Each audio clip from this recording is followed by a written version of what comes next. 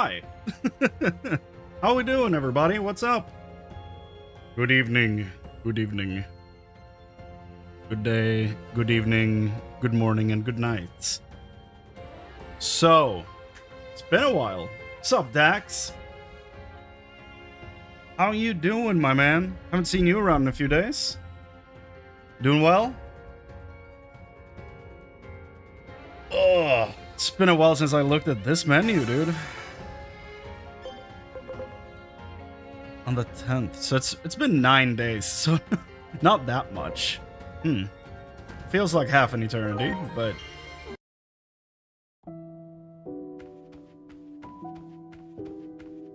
it's man, the game looks sharp.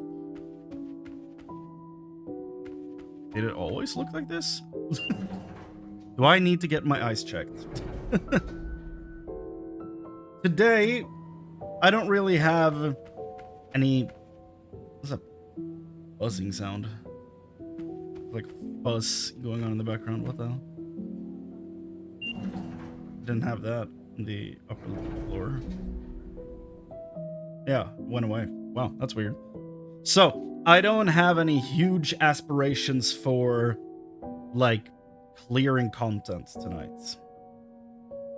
What my plan is for this stream is to basically go through how the Nuzlocke went, where the pain points are, and the final adjustment of the rules. And yeah, that's kind of what I want to have a look at tonight.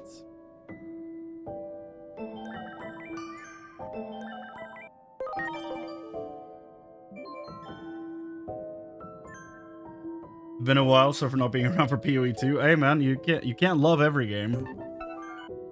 That's completely fine.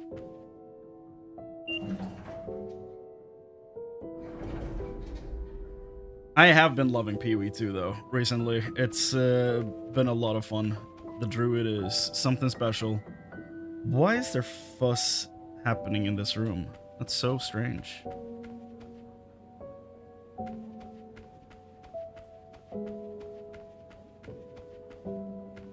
Interesting. Okay, well, you know, before we do anything, I guess, let's look at the Nuzlocke rules.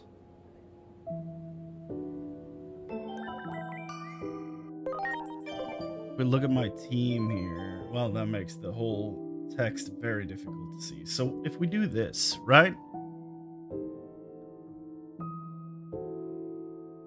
So, for tonight, let's go over the pain points, the inaccuracies, the good parts, and like stuff that generally needs to change about this list of stuff.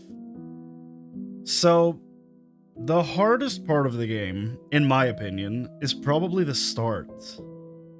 Because after a while, it basically turns into where do I grind? How do I grind? How long? And I feel like there's ways to circumvent that, like ways to get around it.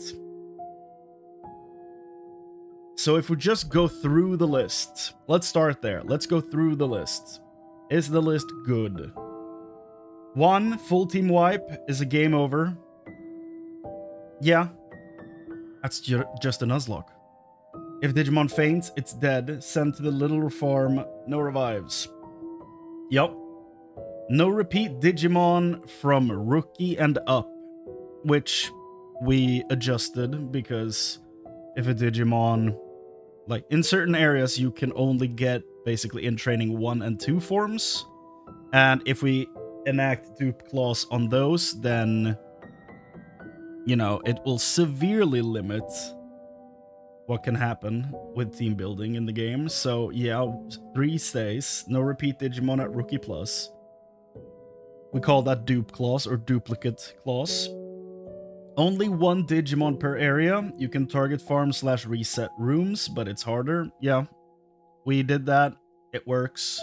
Sometimes you get interrupted by other stuff, and then that's what you end up with. And yeah, number 4 stays. Only the first 200% in the area is converted into a teammate. I should probably clarify that a little bit. Only the first 200% Digimon scan in the area is converted into a teammate. Yup. Digivolution is decided through a random number generator. Add number to the end of name to keep track. That's just what I did.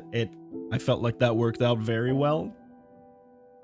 Felt like a good balance there to like not forget what you rolled. So yeah, that's good. Gift clause. You can keep one gifted Digimon per area. For example, the armor evolutions from Pegasusmon in Central Town. Honestly, I feel like we might even change that to you can keep all of them. They're so inconsequential to the run, in my opinion. You might as well just get to keep all of them. So I'm actually going to change that. Gift clause. You can keep gifted Digimon. Yep.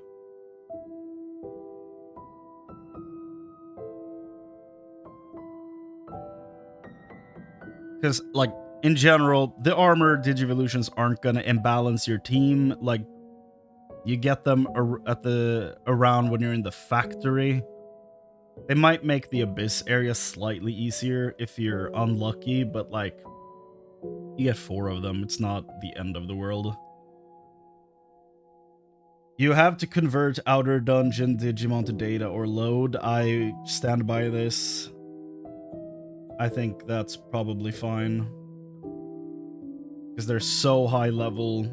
Like, absurdly high level. No items in combat unless it's a quest item. Yeah. Yep.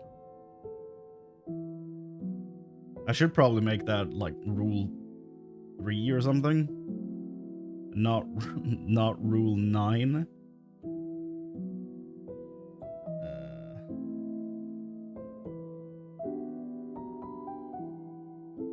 I'll do this.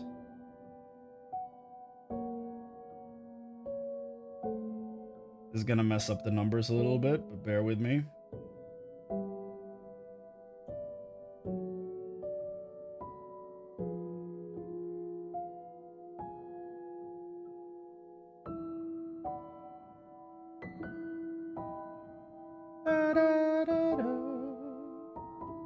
Now I can start moving things down.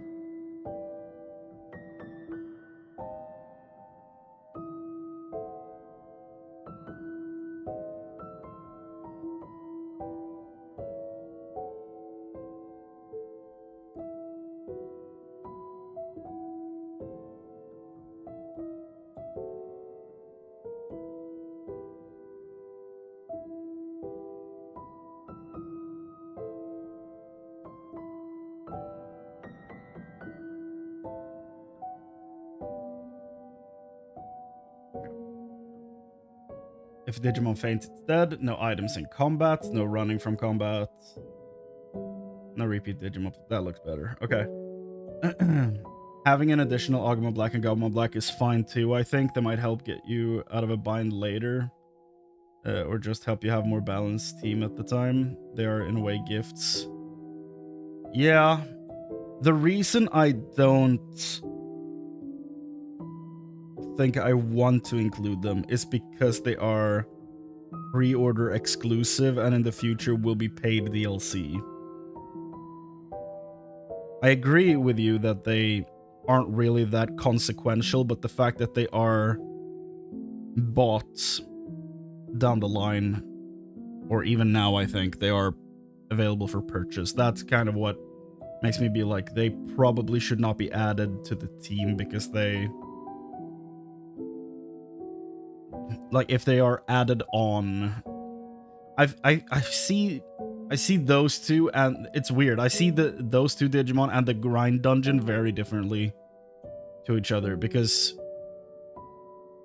the Agumon and Gabumon basically add to do whole extra lives to your team, while the grind dungeon saves time.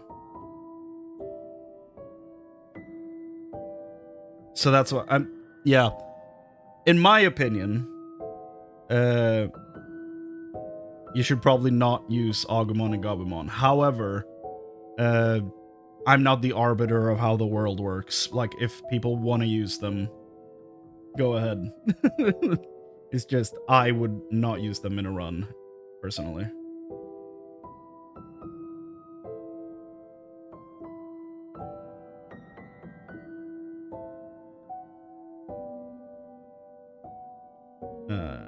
Let's see here. All the numbers shifted here, so let's see where we're at. No farm, items, personality, or stats. Talk to them to change personality. Yeah, so...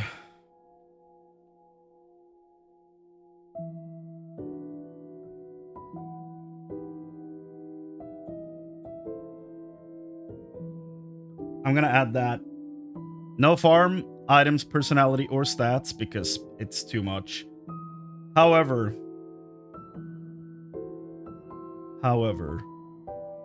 the addendum to the farm here is, even though no farm with items, personality, or stats, because it will make you too overpowered, the one change I will make to this is that even though you should talk to them to change personality, I will say the personality? No, hold on.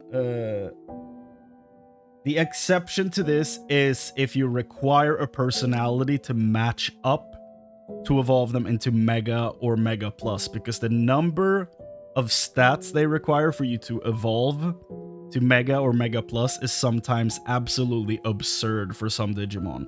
So if you need to change the personality of the Digimon to align with the lessened requirements to evolve, I think that's fine if you use the farm strictly for that. If you use the farm and you do like 2 training programs to send you to the right personality so you can evolve, I think that's fine for the last 2 stages of evolution. Outside of that, no farm. But that's the exception. For Mega and Mega Plus, you can use the farm to get the nature they need to evolve, or the personality they need to evolve. But only that. Nothing more, no stat grinding, nothing. Only that one. Oh, for Agumon and Gabumon Black, if you use them, you should at least forfeit 2 encounters. That, yeah, sure. That's a good way around that, for sure. You could do that.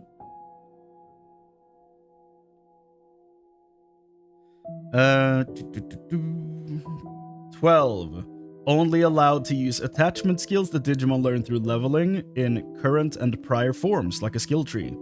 No attachment skills, off the ground, chests, vendor. Yeah, I stick by number 12 here. Number 12, I think, worked spectacularly and really made some interesting Digimon for this entire run. I love number 12 in this list, okay? I think it made the whole run very interesting. It certainly has more impact earlier on, in my opinion. Like, the biggest impact of number 12 is at the start of the game and at the end of the game. Those are like the two points where it really matters. In between there, it's not the end of the world, but getting a healer early game, huge. Having a good healer at the end, huge. I should, you know what? I'll swap saves over to my Nuzlocke team. I don't know why we went with this. Yeah, so we can look at them, you know. Okay, I don't need to see the cutscene for the end of the game. Got a bunch of side quests. How do I travel out of here? Here we go. I know you're not seeing this, but bear with me.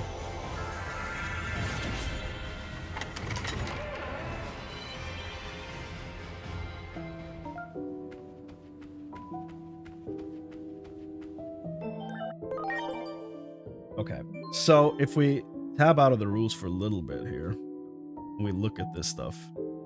If we look at this team, like, look how much stuff I managed to put together for this. Like, the amount of lucky evolutions I got for this were insane. Like, Joe, our adopted, huge addition to this.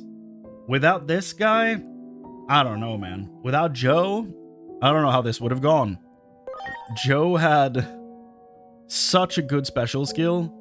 Light damage, which everything is weak to at the end of the game. 100% chance of reduction to light resistance, and increased damage with evil traits. Joe cleaned house at the end of this game. I've never been a huge fan of Magnadramon in the past. Like, it's a fine Digimon, but like, I've always thought it was a downgrade from Anjouamon, you know? But coming away from this run, this Digimon has shot up in the ranks so far for me. I legitimately love this Digimon now. I never thought that day would come, but genuinely, such a cool Digimon. That's broken for late game. It absolutely is. It was so goddamn clutch.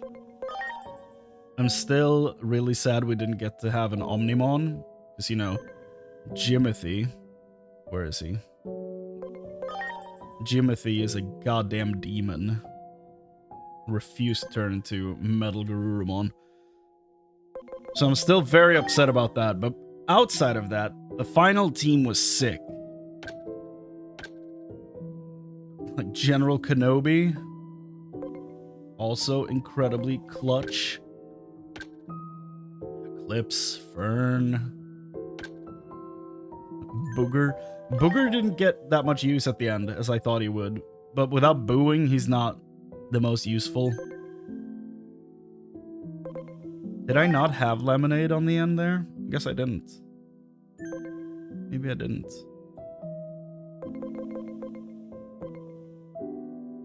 I've always loved Magnadramon, but I can't make myself Digivolve Anjouamon. I mean, fair. I wish Lovely Angemon was in this game. I Digivolve heard of that. What's Lovely Angemon? Lovely Angemon. What the hell? I have never seen this thing before. It looks like a Sailor Moon character. Kind of. Not really, but kind of. Like an extreme Sailor Moon fan art character. The more I look at it, it doesn't really look like a Sailor Moon character at all. I just saw stars in the background of some images and like long blonde hair. I'm like, that's Sailor Moon! Being the basic boy that I am. I haven't watched Sailor Moon in like 25 years. I liked the show though as a kid, so, you know, just haven't watched it in a very long time. Probably more like 20 years, but still. Yeah, Lovely Angemon. Look kind of cool. Kind of cool. I can see why you would go for that, sure. But yeah, like the team in general, very, very good. Very lucky with all the evolutions. Just some of the coolest boys. And Chad, like, shout out to Chad, because Vulcan Crusher came in clutch for one of the boss fights. Really helped out when I thought we were donezo. And I've never been a huge fan of this guy before, but that move did us a huge service in that fight, so props to him. Mega plus when? I don't know, Frank. I don't know. I don't know that I have the patience for it. That's the problem. Maybe. Maybe. For now, I at least promise to stick to making the two remaining, like the two Nuzlocke runs we did. I promise to make those into videos. I'm working on the first one. Well, the first one is out, but like I'm working on number 2, and I promise that the run we finished, which is video number 3, will come out soon. Okay? I'm working on them. I will absolutely commit to that. and I will commit to every time there's a DLC coming out to this, I will play it almost immediately. At least within 24 hours to let others, you know, play it themselves. Maybe. I don't know if people want me to play it immediately or if they want to get a chance to play it first. Like, I love some feedback on that. I also will commit to, I will be playing Digimon World 1 for sure. Like, soon. Very soon. And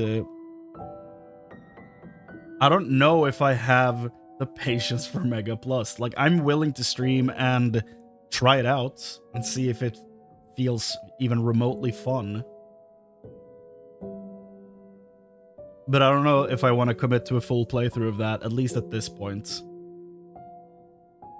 Because we have had, like, what, a month and a half of nothing but Digimon streams? And I've been really enjoying getting to play some other stuff. Even though I adore this game.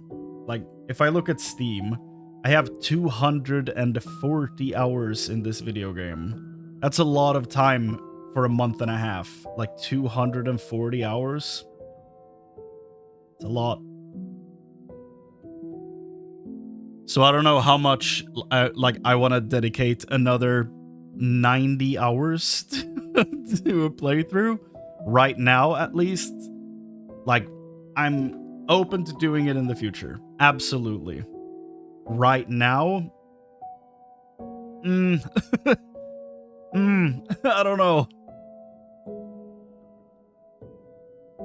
But, like, if there are ideas that you, like, want to see from me, absolutely tell me. Like, it's, if you want to see me talking about, like, I don't know, my favorite Digimon or anything like that, you know, just give me feedback. I'm open for anything.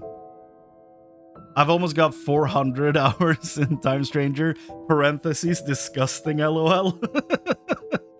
I mean, it's an awesome game. So, you know, I'm not surprised that people have a huge amount of hours in it. It's one of my favorite games of the year. It's absolutely, like, deserving of that time being put into it because it's such a good game. And I feel like it finally, like, delivers the Digimon experience I've been wanting since I was a kid, basically. Now, if I could get this storytelling with Digimon World 1 gameplay and, like, modern systems and stuff supporting that, now that'd be pretty cool. That'd be pretty goddamn cool.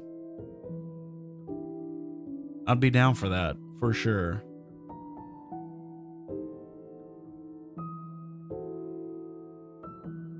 I'm gonna lower the volume of the music slightly. But yeah, if we go back to the list here of stuff. Which one were we on? The attachment skills. Okay, and number 13, Agemon's moveset can be freely customized. This stays the same.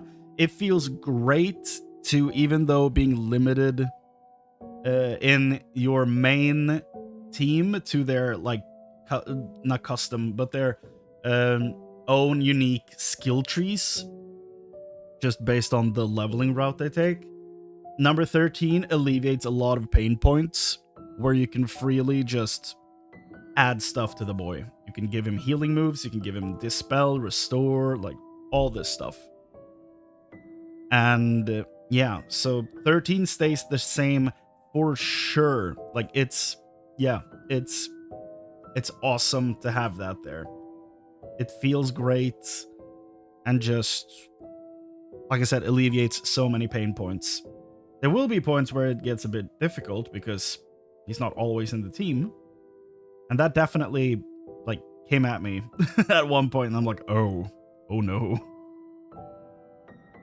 But in general, yeah. It feels great that he has that moveset. It's actually perfect for him. Number 14, first Tidamon fight is no wipe. Yeah. It's basically a scripted loss, even though you can defeat him. You're kind of you move on even if you lose that fight. So yeah, it's a scripted loss. No wipe. No deaths. And then we come to the controversial point number 15. No DLC dungeon grind. I eventually caved. I'll admit to this. Like, that's fine. Like, I did it on stream, so it's fine. Like, I eventually caved to point number 15 and used the DLC dungeon to grind for the end of the game. Because the option is standing at the bottom of the hill in the cosmic fire area and just leaving the game on auto for hours to fight the boys rolling down the hill. I don't think that's great gameplay. I don't think that's a good experience in that way. The last boss is level 75. Like, the rest of my box is between, what, 55 and 66? So they're like 10 to 20 levels below the boss. Just make it so you can't level a unit via DLC past your highest level. That could be a solution, yeah.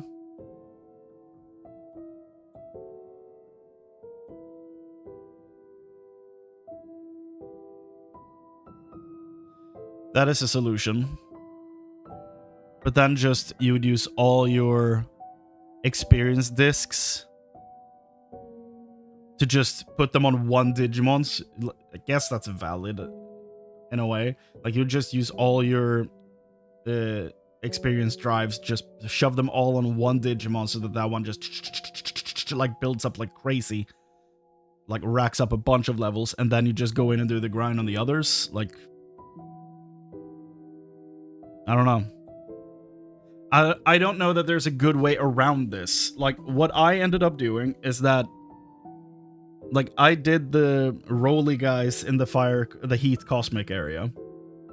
And then, like, my highest dudes were like 66, 67, and I'm like, I still need 8 more levels. Like, am I just gonna stand here for 2 hours to get those levels? Like, is that good time spent?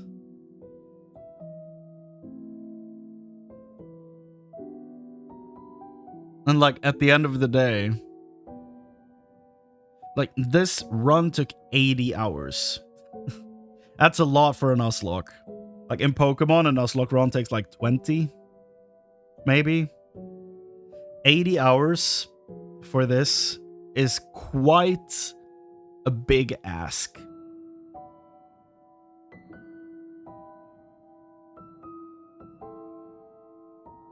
So I'm like, I've seen other people do like specific runs of this, and one of them, I wish I remembered who it was, but one of them worded it like, no excessive grind was basically it. And I kind of like that. It's like, yeah, you can grind, like, whichever way you prefer, but, like, don't over level. Like, don't shoot past, like, what you're dealing with. Like, just keep to a level that makes sense. Like, don't excessively just pass everything by so that it's super easy. Because the difficult part about the way EXP works in this game is that everything gets experience all the time. So no matter what you're doing, your box, your team, your farm will get experience. And that means that a Digimon that died early on in the run is gonna just accumulate levels in the box. So it's like, okay, I can't even go back and look at what they were like when they died. That's unfortunate. But, like, there's so many factors to this, like the experience, the grind, the DLC dungeon, which makes this, like, I dislike the fact that this dungeon even exists. I do not like when a video game adds things for money that fundamentally alters the game experience. So if I were to like write like an official rule set, which is like what we're this is kind of like my official rule set, but like in general, honestly, this is just a rule set I'm making for fun, with my own personal biases and experience with the game. If I were to like make an official rule set, I would not even mention the dungeon, because in my opinion, you shouldn't buy it. Like that's my honest opinion. I don't like this type of microtransaction. I think it fundamentally hurts the game. That's my genuine opinion on this.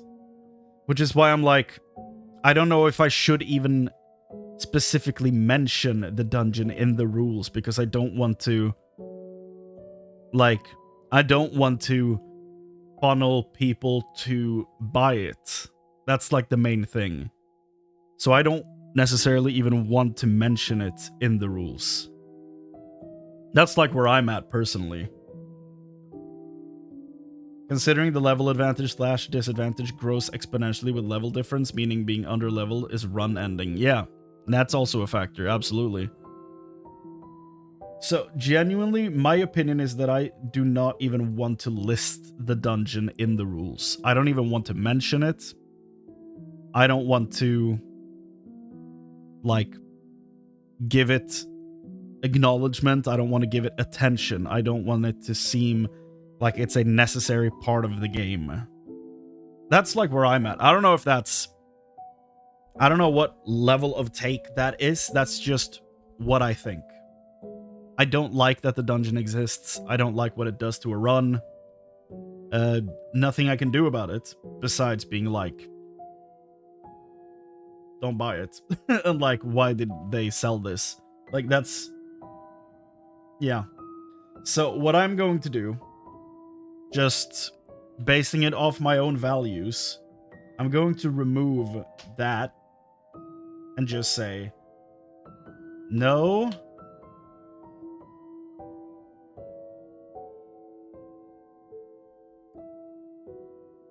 And say no excessive overleveling.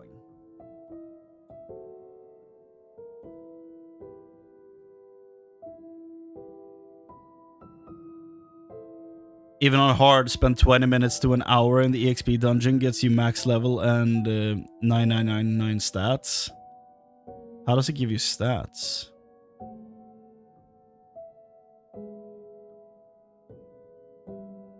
But I mean, like, if you stick to no excessive overleveling, you can just leave.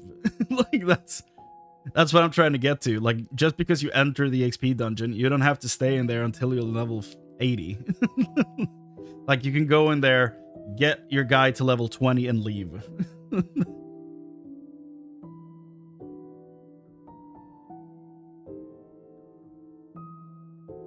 The level, max out, evolve. Well, yeah, sure. But, like, I feel like that falls into the no excessive overleveling.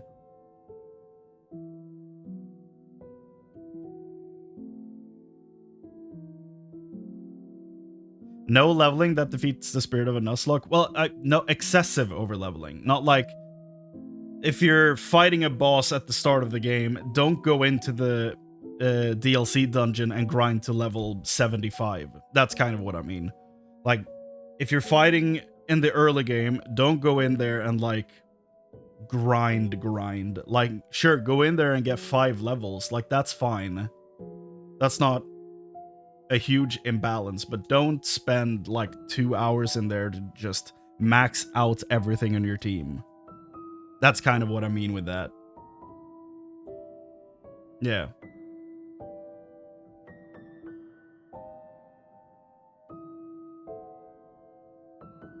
Like, don't...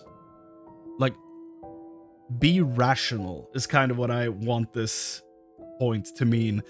I do realize that is difficult for just humans in general. I know we're not good at that. Don't level to the point that it defeats the spirit of the challenge run. Exactly, yes. I completely agree with that.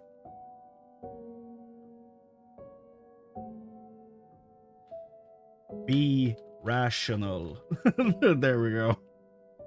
And I'm gonna put this way further up the list. I'm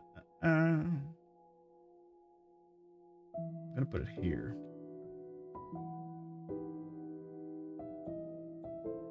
I'm gonna keep moving things down. It'd probably be easier just to rewrite all the numbers, but I'm gonna do it like this.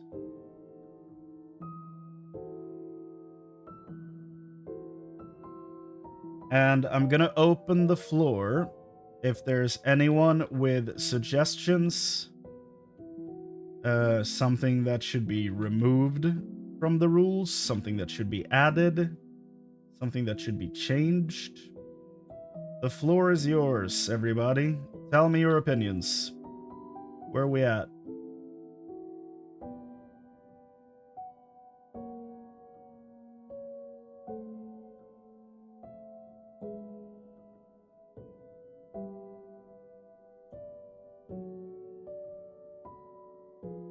And then, of course, if you want the slightly different experience, you can always go for the adventure lock down at the bottom here, which incorporates all the main rules at the top. But in addition to this, 1A, if a Digimon faints, it's back to in training 1. So when they die, they go all the way back to the baby forms, like in the show. If you can't de-digivolve, it's to the farm until it's possible. 2A, all in-training Digimon are caught once for field guide entry, then returned to data, so that you can get the actual entries of the in-training baby forms, so that you're able to de-digivolve stuff in the future if they faint. In-training 2 can be caught to de-digivolve to tier 1. Yeah, in-training 2 can be caught to de-digivolve to in-training 1. That's what it should say, but there's no space there. So yeah. 3A, when a story boss is defeated, the Fallen, or the de-digivolved, can digivolve once. If they're, I should probably add, if they're in training 1 or 2, they can go back to rookie. So I should probably add that.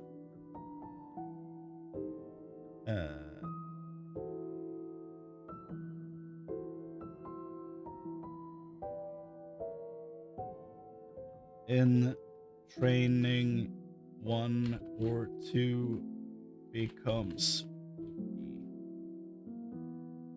There you go. And then 4A, first Tidamon fight is no wipe, however deaths are still turned into training 1.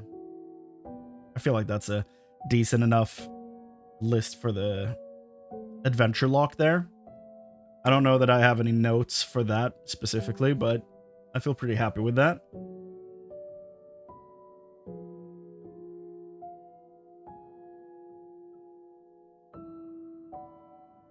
I've prepped a permadeath run on Mega Plus to do over Christmas with friends.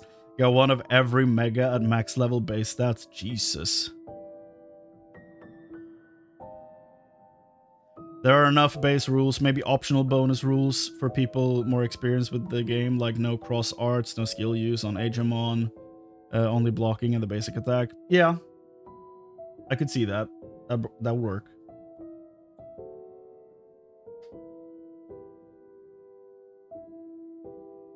Yeah, sure. We can add that like an addendum at the end here. Like, if you want to have a more challenging run, there are of course some alternate rules you can add to make your run a bit more challenging, like no cross arts, no skills on Digimon at all. He's only allowed to block.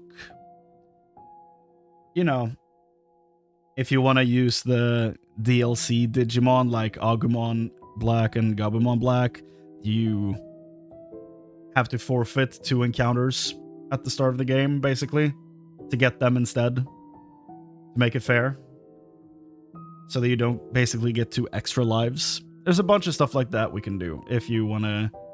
And of course, this will be posted to YouTube later in an edited down version, which is more snappy and makes more sense. And of course, if you have suggestions to any of that, some more like add-on rules you wanna suggest to people, feel free to leave them down below. Would love to hear them. Would love to see what you come up with.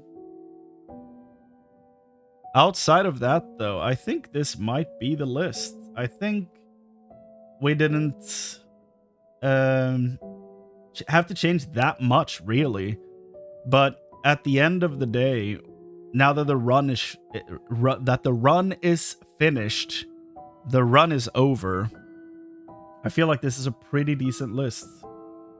So what I'm gonna do is that I'm gonna screen grab this.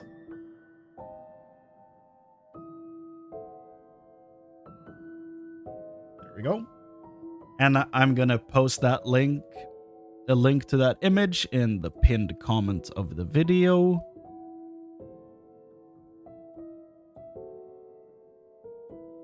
Which, well, it's not a video yet, but it will be. I'm gonna try it. Hell yeah, Lucas. Report back. How did it go?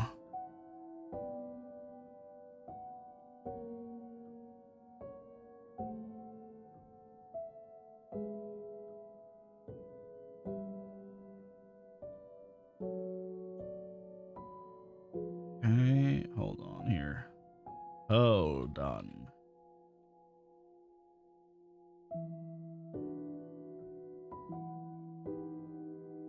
Having to sort some stuff here.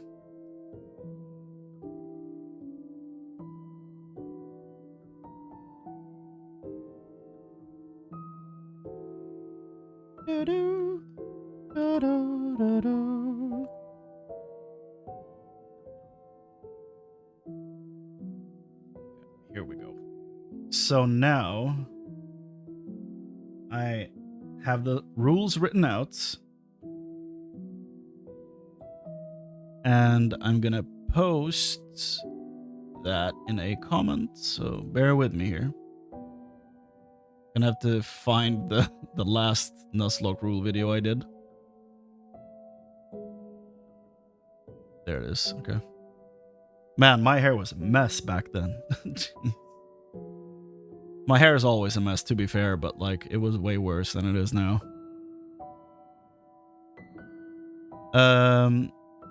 Digimon Nuzlocke.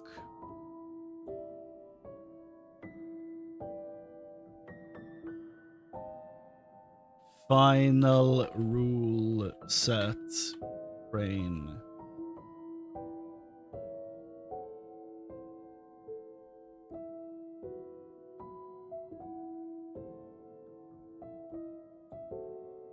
These are the finalized rules for the Digimon Storytime Stranger Nuzlocke, as written by It's Chrane. Chrane for short, obviously.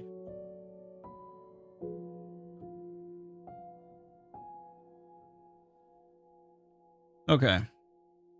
Save.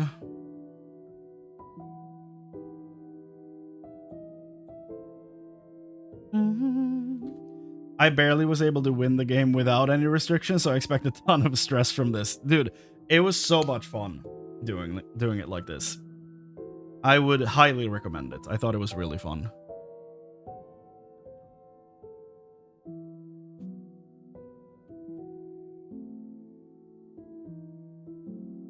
Here we go. We finally have the rules. Pasteboard. Should probably, hold on. I'm gonna do this. I'm gonna remove that, and then I'll go. The Nuzlocke. Oh, well, I don't need the Nuzlocke rules. We'll do that.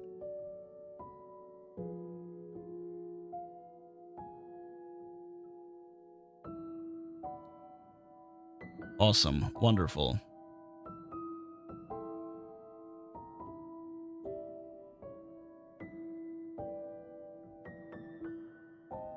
And I'm also gonna post the rules on Twitch. There we go.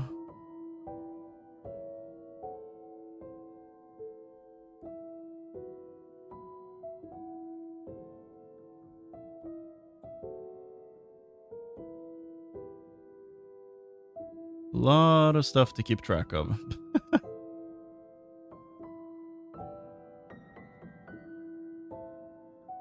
I think it fits the anime kind of rule. The one in Digimon dies is just reborn as a baby. I remember when Patamon or Wormmon did it. Yeah. It happened quite a bit. The one I remember the most is Motimon, because I was a huge Tentomon fan when I was a kid.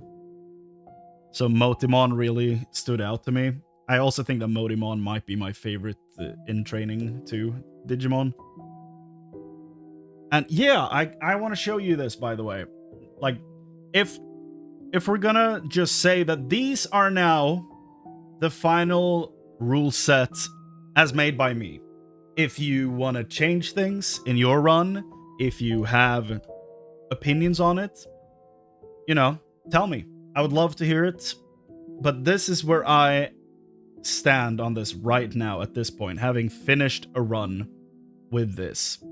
This is where I stand. This is my opinion on it. And if you want to like do a run of this game and you want to change rules, absolutely. Go nuts. I encourage creativity. I encourage your own, like, just wild imagination. Just have fun. That's the main point. Just enjoy your experience with this game. Because this game is special. So, as we look at my final... That's not the text. There we go. As we look on my final team from this run, let's all give our Nuzlocke team the proper send-off they deserve. And we will start with the ones that we lost.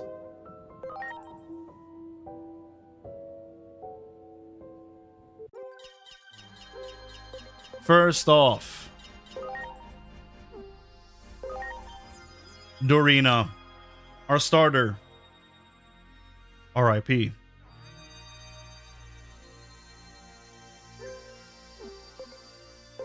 Cornelius, my boy. We lost you to Raremon. Devastating. I will never get over this.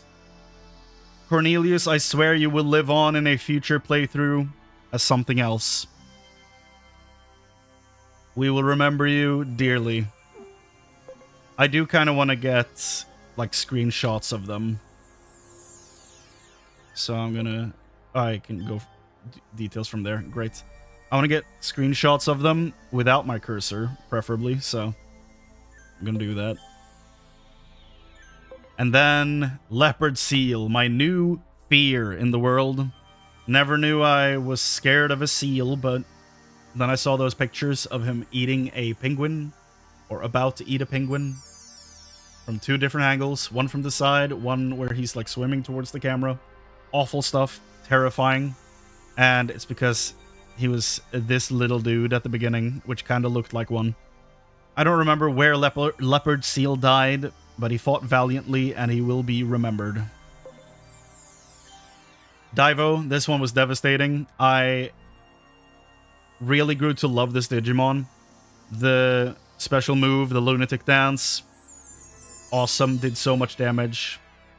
It was such a cool Digimon, and then we lost him too early in the Abyss area.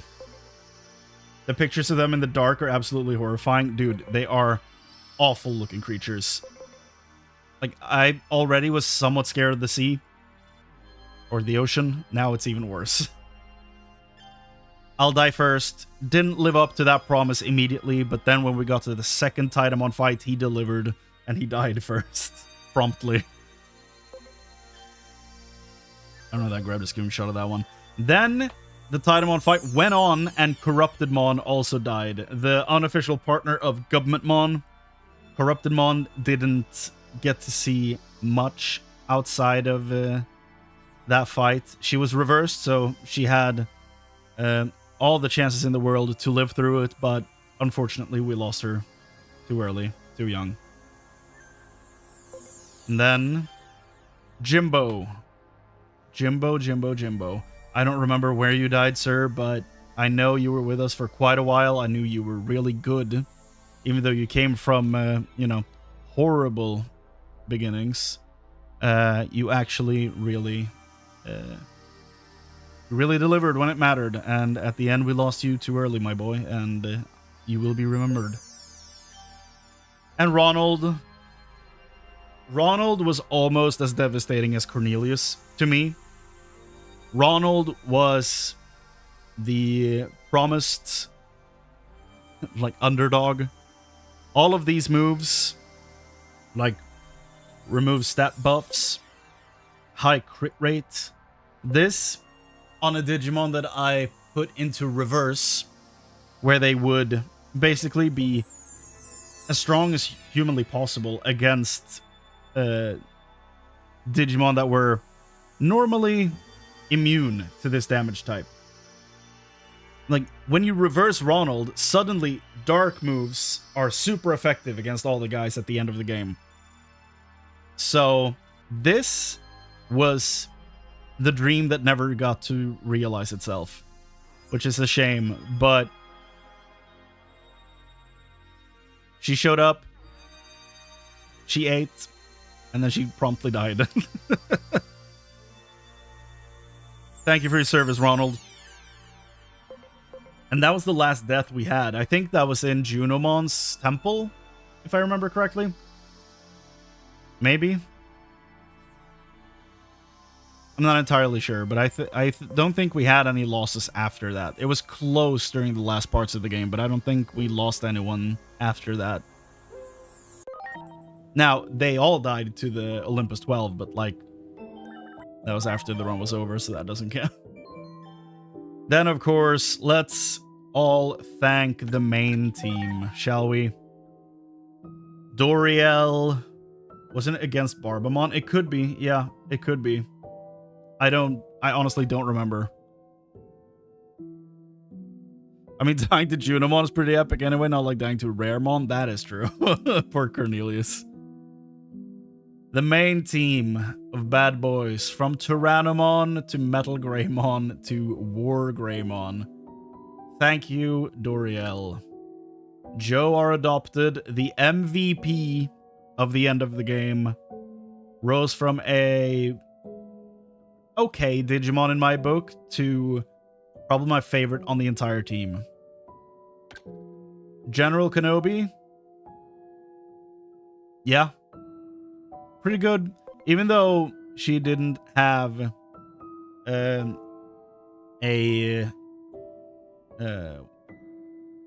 what's the word I'm looking for? Even though she didn't have the odds in her favor against everything fighting us at the end of the game, she still cleaned up a bunch of just ads, like side enemies during boss fights and stuff, because most of those were like sneaky vaccine types showing up and stuff like that. So she came in clutch a lot during the end. Eclipse. I just strongly dislike you after the story of this game. The Marine Angemon is obnoxious, but you are really good and you came in clutch, and for that we really appreciate you. Even though you didn't get to do that much, you still came in clutch when it mattered. So for that, we thank you. Fern. Fern is strange because the move is an AoE move with only 55 power. However, it always hits, removes stat buffs, and is strong against evil traits. That's 3 things going in favor of this move for the last part of the game. The move, if this was single target with 80 power, this would be probably one of the best Digimon in the game. Like, it's silly how good this move is. It's absolutely silly. And then, of course, applies status abnormality immunity. Remove status abnormalities. Could come in really clutch in a very tight moment. So for that, Fern, love you. And Booger. Oh, my boy. You helped me a lot around the Dark Citadel, I think it's called, where we go after Plutomon. Around that time, I think, is when you got the most play, if I remember correctly. I just remember this guy being very clutch in some boss fights. Like, I haven't gone back to look at the footage of this run, right? But I remember really appreciating Booger during a lot of fights there for a while. Probably a lot of the side quests before going against last boss. Oh, it was probably a lot of the cosmic stuff where Booger got to shine, I think. Yeah, it was during the cosmic stuff. So, yeah, Booger didn't really get to shine in the last fight, but he really got to shine during the cosmic areas. And for that, we love him. Even though he came from awful, awful beginnings, he really ended up delivering. Do some quick shout-outs for the earlier members of the team. I don't know that I screenshotted all of them, so I'm just gonna go ahead and do that.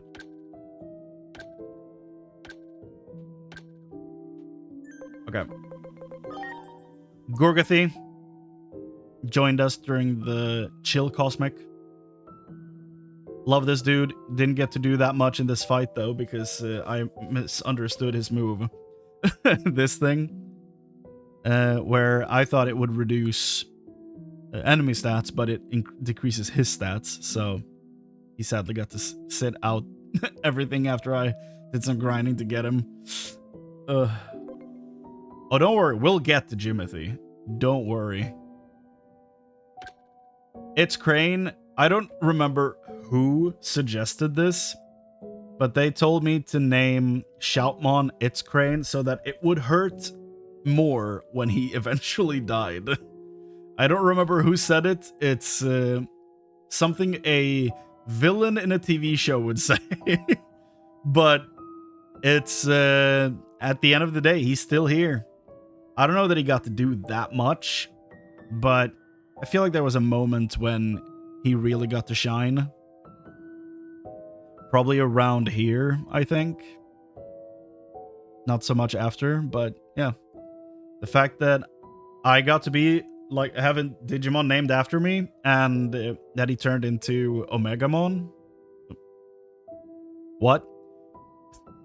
Not Omegamon. Why am I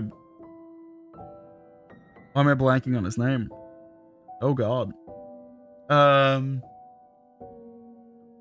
Gilmon's last evolution. What the hell? Gallantmon. Gallantmon. The fact that he got to turn into Gallantmon when Gilmon is one of my, like, top 3 rookies of all time. I'm kind of honored that this got to be the guy, you know? So, yeah, it's kind of cool. Potato, you were an early edition, and then you got to go through basically an entire canon evolution line to become a samurai dragon. Pretty cool. Pretty cool. Love that for you. You didn't get to do that much, but I love that for you. Pretty cool. Moby. Because of that no.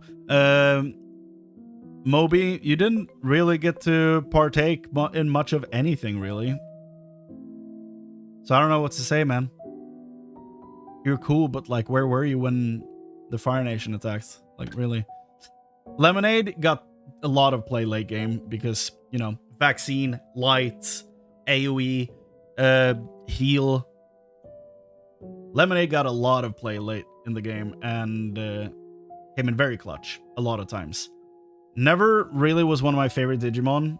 I always liked Garudamon, but not really any of the Digimon surrounding Garudamon when watching the show. I was never, like, Biyamon is okay. I was never a huge fan of Birdramon. I was never a huge fan of Phoenixmon, but Garudamon I really thought was cool. But yeah, so I guess I like the Bird Digimon when they stand on 2 feet. Like Birdramon, Garudamon. And I don't enjoy it that much when they're flying, like Birdramon and Phoenixmon. Oh, stop it, Caleb. Oh, stop it, you. But yeah, Lemonade delivered. And the name still works. I wasn't expecting it to work, but yeah, yellow, you know, so fun. Really delivered at the end. Cool. Love to have you, Lemonade. Broiler, I wish this dude did more damage. It's like my main thing. Because when I was using Broiler during the Cosmic part of the game, absolute monster. Love this dude. Awesome. He had a rough upbringing, I guess, here, and ended up becoming really cool. So, yeah. I love Fenrir's sword. It's such a dope move. But yeah, love Broiler. One of the good boys on the team. Alan, you didn't get to do anything, I think. You look cool. I prefer your Japanese name, Godramon, over Goldramon, but I think this dude should probably be called Garudamon, to be completely fair, but whatever. Not important.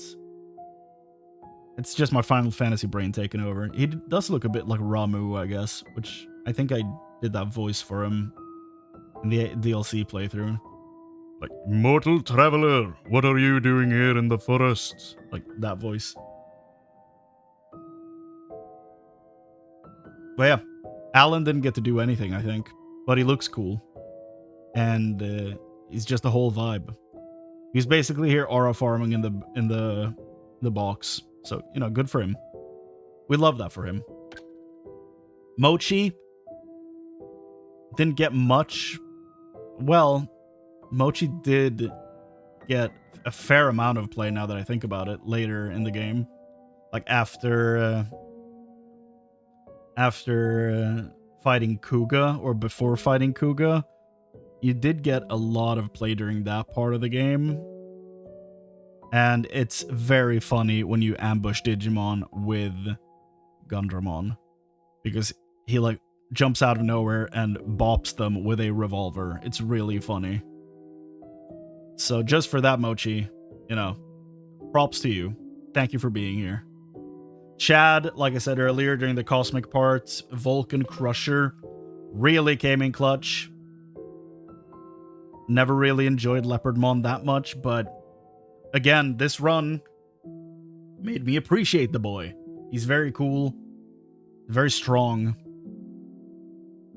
and his face kind of looks like Optimus Prime under the leopard mask. So that's cool. Thank you, Chad. 2 May 2? Because in the last run, in run 2, when we lost, we had a Rice Greymon named Tomato. So since this is a sequel, and we managed to get his canon evolution line, this is 2 May 2. OBV named Chad? Really? Dope. I'm glad you got to name a good Digimon, because he delivered. He really delivered. Garudamon could have such a better evolution. I like Phoenixmon, but Garudamon could turn into Marukimon type of God of Light and Fire Warrior. That'd be dope. That'd be dope.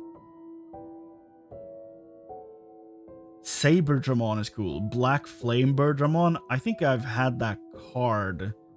But yeah, that is way cooler. I named Chad because he was a Kuramon before Pogramon. Oh. So we've had this guy for quite a bit. Oh yeah, it was the Impmon. Oh shit, yeah, look at that. What a guy. What a guy. And yeah, 2 May 2 didn't get to do much, sadly, but, you know, it's just the living spirits of what we had in the first run. And he's here to represent those we lost. So, respect to 2 May 2. Joe Mama. We had Joe Mama, Joe Papa, and Joe Are Adopted. And I'm very happy about that combination. I never promised I was original. I never promised I was funny. And having said that, let's talk about there is no however to that. That is just the end of that sentence. Okay. So, Joe Mama, yeah, absolute demon. Got to do like this move when we reversed her and she got to do Shadow Fang on a bunch of dark type Digimon. Destroyed. So good, so strong. Like, awesome. Love everything about this Digimon. No notes, just well done. Well done. Villain really underwhelmed me with his damage. I'll be real. I thought this thing was gonna come in and be an absolute demon. But then he just didn't do that much damage. So I don't know. Maybe it's because he's an unknown type and he doesn't have the type bonus damage. Maybe that's the problem. But in general, like, villain? I expected more of you, my boy. I did. Even though you're an awesome Digimon, I did expect a bit more from you. Also, I haven't been screenshotting since Chad, so let's do that. The strength of Armageddon is in Black Rain. Yeah. But it gets difficult when he's reversed, because that's what I was doing. Like, the reverse thing makes this slightly more difficult. Because everything is reversed, and it kind of messes up some moves. So he didn't deliver on what I had hoped he would be delivering on. Is kind of the problem. I don't think that's his fault necessarily, but yeah, I was expecting more. Which is unfortunate, but it is what it is. General Grievous. Since we had General Kenobi. Did General Grievous get any play? I don't know that you did. Maybe a little that I don't remember, but like General Grievous, Dianamon is awesome. Really fun to use on a team. I don't know that she got to shine that much though. Unfortunately. Autopilot. And he almost went full autopilot in the canonical run I did of the main story. Because when I played through the story of the game, I started with Patamon, went Centaurmon, Androidmon, is that his name? That can't be his name. Andromon, that's it. Andromon. Not Androidmon. Yeah, so I went Patamon, Centaurmon, Andromon, and then Craniamon. But that's where he completely took another off-ramp. And went into the... It's a Meramon, right? I don't remember this guy's name. He's the evolution of Skull Meramon, but like, what is his name? Boltmon, right. Boltmon instead of Craniamon. I don't think he ever got to see the ground of the arena, so to speak, but it was very funny seeing him evolve and just keep following that entire just evolution line I already had done. So I thought that was very enjoyable to watch. Boltmon cleans up if you give him accuracy attachments. Oh, that does make sense with that move, yeah. So how much accuracy does he get?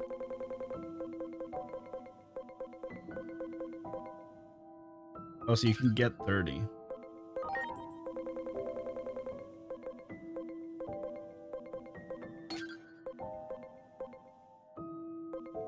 Okay. So this move can be disgusting, is what you're saying. That's fun. Patamon, Centaurmon, I am a mage. And then Andromon, I'm tanky, hit me. And then Boltmon, Bolt Smash. Yeah, kind of, yeah. He went all over the place for that journey.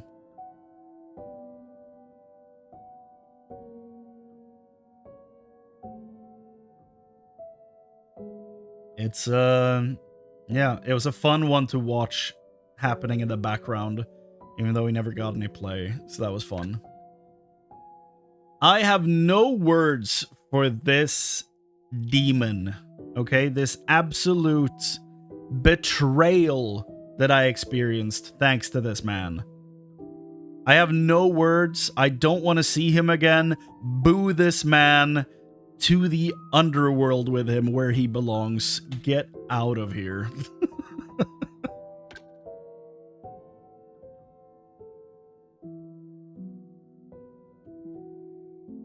Like, I genuinely have nothing good to say about him. He made me dislike Metal Maramon, or Metal Mamemon, which I thought was impossible, but here we are. Look at what he did. I need to clip that so that I can easily just share that with people, because it's one of the most upsetting things I've experienced in a stream. Insanely upsetting. Digivolve and fly into the sunset. Dude, I'd fly him into the sun. This guy deserves nothing but the worst. Dark evolution for Jimothy. That's real. That is so real. I hate him for this. What an absolute bastard. Emphasis on into. Yes, into the sun. Straight into it. Like Icarus, except he will know what's coming. And he will deserve it.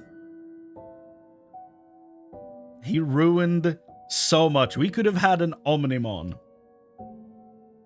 If not for this guy. Before we look at the rest of them, let me look at Omnimon for a little bit. What is his... He's daring. Okay. So he would have been Wargreymon base. Yeah, because he's also daring. Okay.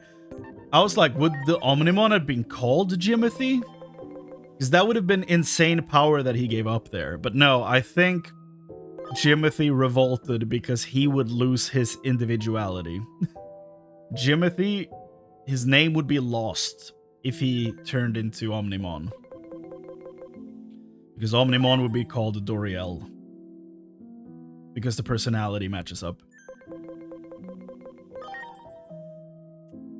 This guy is disappointment in physical form. He should... I can't even say that, OBV. That's a... He should do that, though. Yes. Jimothy let the team down for his own ego. He sure did. And for that, I kind of respect him. Because, wow. But also, fly him into the sun. Absolute bastard. Move on. Let's not give this man any more screen time. Baka. Baka is named after Baka the viewer. We don't have many viewer names in this run specifically. In the past one, we had Omegasis. And who else did we have? Let me actually check that, because I do want to give proper recognition for that. Oh, Cyrus, of course. Cyrus was the other one that was named in the last run. And Baka is the one for this. Yes. Those, I think, are the only, like, viewer named, like, named after viewers. Outside of that, I've been taking, like, suggestions for names from viewers, but I think Baka is one of the only named after a viewer in this run, specifically. I don't know that Baka did anything. I don't think we ever had him on the team. Maybe as a Dobermon. I don't know that Mummymon got any play either, but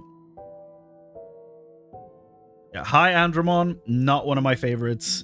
Didn't really have a chance to shine in this either. It's unfortunate. I think Baka deserved better. He was looking like he was on his way to become Plutomon for a time there, and then that changed dramatically. Unfortunate. But shout out to Baka. Lester. You were a... Did you start out as an Ice Devimon or a Demi Devimon? I don't remember. Anyway, he turned into the fastest Digimon in the world. That is no longer the fastest Digimon, even though his description says so. He also, ironically, got follow-up, which means he always acts last, which I think is really funny. I don't think we used Lester that much. Maybe we did, and I just don't remember. But yeah, that's Lester. Squiggle started out as a Cthulhu demon, turned into another Squiggle type with, yeah, like Invader from Mars type energy. I didn't use this guy once, so I have nothing to say. Oh god. Tomato, you are the second largest disappointment on this team. Tomato was my Koromon at the start of the game.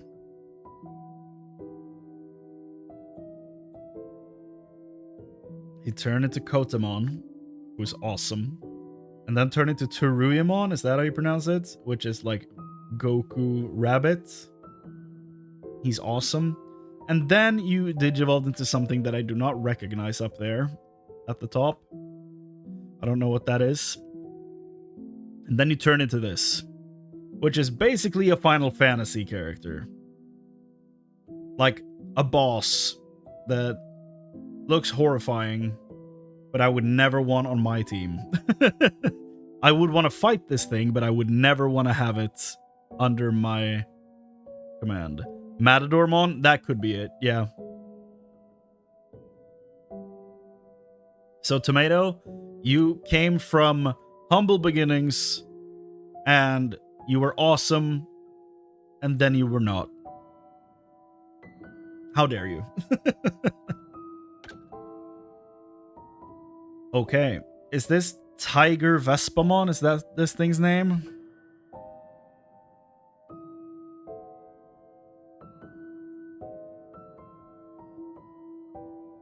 Yes, it is. Look at that. I remembered the name of a bee. Bobbert. The best thing about Bobbert was his ultimate form.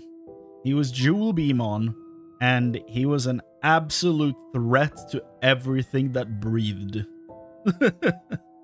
If it took a breath, they were in danger, because Jewel Beamon, Bobbert, Rob for short, was gonna put them in their place. And then he digivolved to this, and I never used him again. He was so goddamn good as Jewel Beamon. If you're just playing through the game, get a Jewel Beamon. He's awesome. He's so strong. Don't evolve him. Just keep him as a Jewel Beamon. He's great. Love everything about him. Shout out to Bobbert. Nivo. After Divo didn't work out, we went for Nivo instead, and he just went canonical Kabuterimon line. And never was used? I think that's true for a lot of the guys at the bottom here, but I don't think we ever put Nivo in the team. I was hoping for Tyrant Kabuterimon, but that didn't happen. So I never used him. He was fine, but, you know, he didn't really get to do anything. So that was his fate. Yoda, however, I thought was going to come in clutch. And then, damn, the ultimate form, what's his name? The large samurai man with a glaive, with wings and a pink cape. What is his name? He's the thing that turns into Chronomon. Chronomon, where do you come from? Butenmon, that's it. Butenmon. I thought Butenmon was going to come in clutch. I thought Butenmon was going to do huge things, because the form prior to that is one of my favorites. I thought Butenmon was going to come in clutch, and then apparently he only has an AoE fire move that basically does no damage. So at the moment when I needed him the most, he kind of had to be removed from my team because he was not doing it. He was like not delivering at all. Which is unfortunate because I think Butenmon is really cool, but it just did not work out. Mega booty moveset, yeah. Yeah. But when he then evolved and Yoda actually became very promising, I just think he was outshined by a lot of other members on this team. But I'm glad that Yoda did get to become like a frog thing fighting with glowing swords, you know? I'm glad that happened. Even though it's a Greymon thing, the feat kind of makes me think of him as a giant frog, like Yoda. So I'm very happy with his evolutions, like where he ended up. It didn't get much of a chance to show off, though, which is unfortunate. Pizza time. Never used you. Didn't enjoy the evolution line. Nothing to add there, really. Mamasuka. You were poop, then you were a trash can, and then you were a Godzilla knockoff. Yeah. Nothing to say there, really. Glober. Glober could have become hugely important. Gaimon is one of my favorite War Greymon variants. He's so cool. Better Blastoise, I mean. As someone who started with a Squirtle back in the day in Pokemon Red, how dare you? But also, I would accept him being a fun Blastoise brother. I'll accept that. Yeah, Glober could have delivered something insane if the other partner, I don't remember who it was, that was lined up to maybe be a Black War Greymon, but that didn't end up happening either. So, yeah. I got disappointed twice for not getting an Omnimon. Glober kind of sat out everything after that point. Never really get to partake in anything again. Zeed Garurumon when? Dude, give me Zeed Garurumon and Victory Greymon. And my wallet is yours.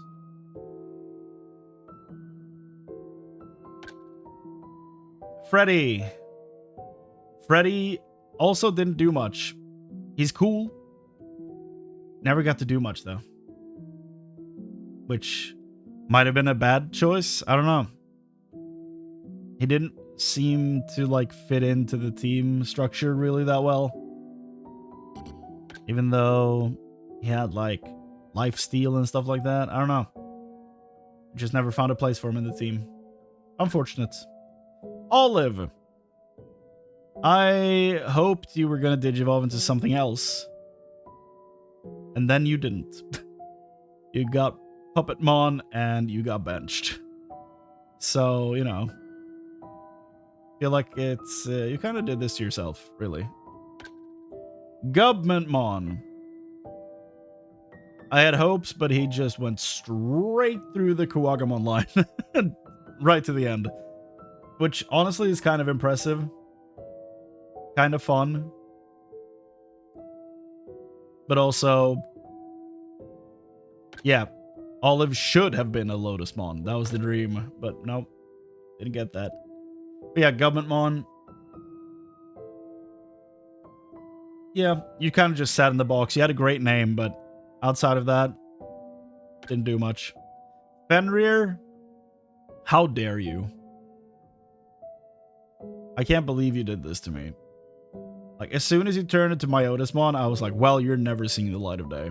You're never getting out of the box. Myotismon is a great villain in the show. I do not like having him on a team. I do not enjoy Myotismon as one of my Digimon. He's one of those guys that I want to fight, not have on my team. Therefore, he sat everything out after that point. And Crotch Mouth over there will stay in the box forever. Gerald. I do like Gerald quite a bit. I wish we would have put him to use more. So I really like him. But yeah, again, didn't find a place for him really. So he had to remain in the box. Unfortunate. But I like him. I also like the name. I think Gerald fits him. Joe Papa, there he is. There he is. Again, didn't really fit him into the team that much, but I mean, he's iconic just for the name alone. We love him. We love this man. He's hugely important to me. And just, you know, good vibes, good design. He's basically Batman fused together with the Vulture. Makes him Michael Keaton, I guess. We should have named him Michael Keaton. Now that I'm now that I'm looking at it objectively, this guy is Michael Keaton. Why didn't I think of that before?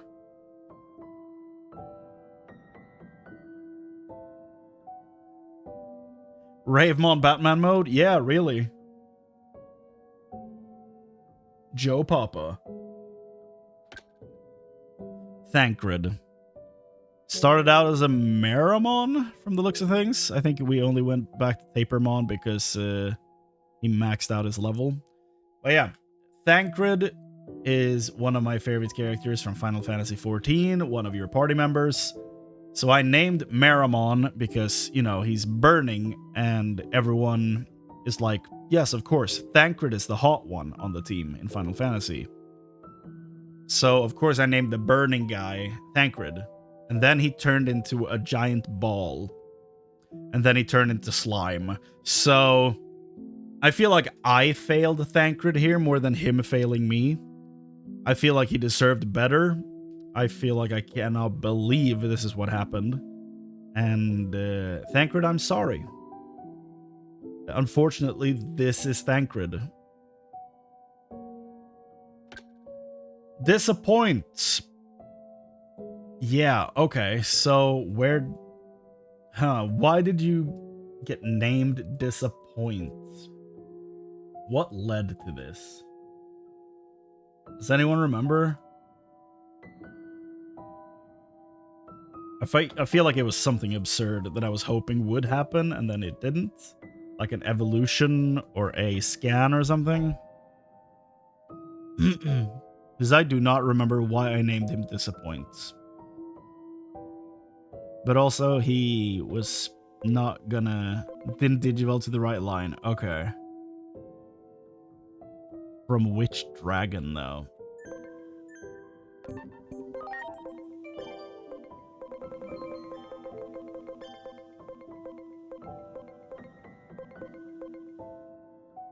Was I hoping for an Arrow Vidramon?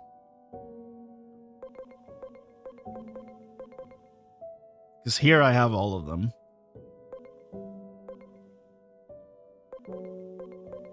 So I might have been hoping for an Arrow Vidramon into an Ulforce Vidramon. That seems likely.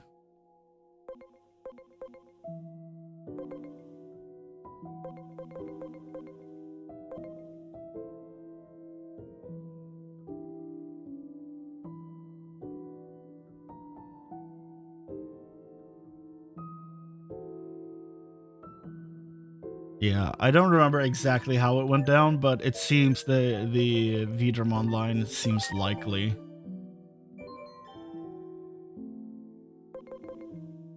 That's most likely what happened, just from looking at that. Start from a Cordramon Blue, right? Yeah. So from the looks of things, I think I was hoping for Arrow Vidramon to Ulforce Vidramon. Remember the stream when we tried to find stuff that could be Omnimon or Zwart? There was some way to make him a piece of that. Oh. So maybe... Was I maybe trying to catch something else and then he jumped the line and got to 200% first?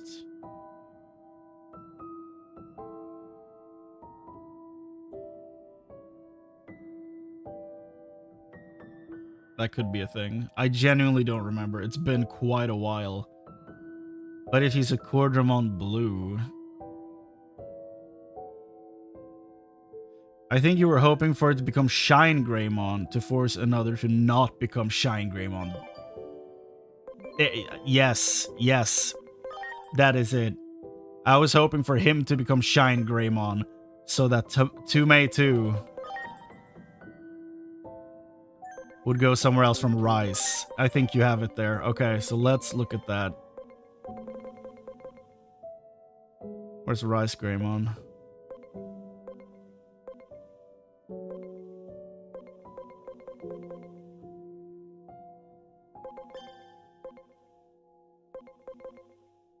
Yeah, okay, yeah, it was the Omnimon problem because we had Lester. I was hoping for him to turn into Shine Greymon so that Tumei 2 could take Magna Kidmon. Meaning Jimothy would be locked into Metal Garurumon. That was it. That is it. Well done, boys. Good sleuthing. Well done. That was it. So yeah, his name is very well deserved now that I have that memory refreshed. What a bastard. Okay. And then we have Enarch, which is Chrane, written backwards. Enarch is not a bad name, in my opinion. I never used the armor one, though, so... never got to see the light of day. So, because that's mainly because when I added it to my team, I was already, like, into the end game, basically, so... yeah. Never got a chance to play. Never got a chance to shine. Bobathon. Bobathon is the one that could have turned into Omnimon Swartz. Because he went Agumon Black, Greymon Blue, and then he betrayed me. So Bobathon, just, yeah, another disappointment, another betrayal. What's new, you know? Very small SPI, yeah.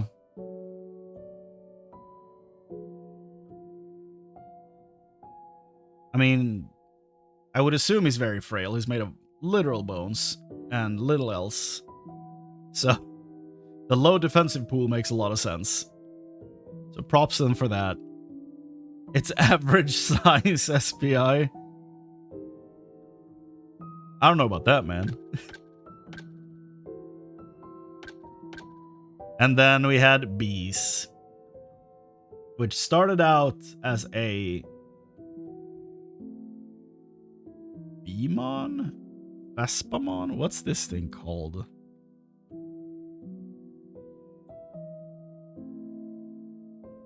No, Vespamon. Vespamon looks dope. Why don't we have that? Beemon? No.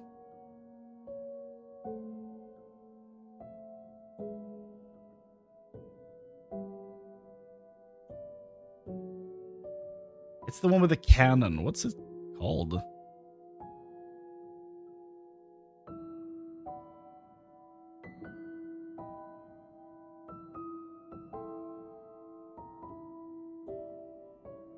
We're not about to shame people for their average-sized SPI pool. Come on. Cannon Beemon. That might be it. Yeah, that sounds right. So he was a Cannon Beemon. Yeah, that's it. Then he turned into the anemic rabbit that I also don't remember the name of. I just know that I don't really enjoy the ultimate and mega form of Terriermon. So that is unfortunate, because that's where we went after that, which is why he's named Beast, because he started out as a Cannon Beemon. And then he turned into a Cannon Dog Boy instead.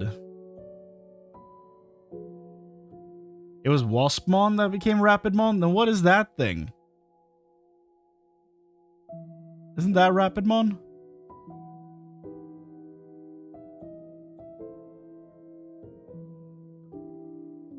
Is that something else? I think that's Rapidmon.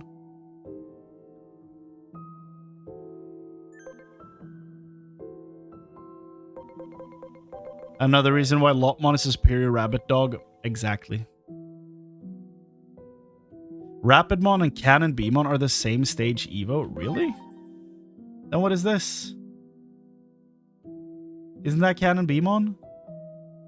Oh no, it's the thing that comes before Cannon Beamon, isn't it?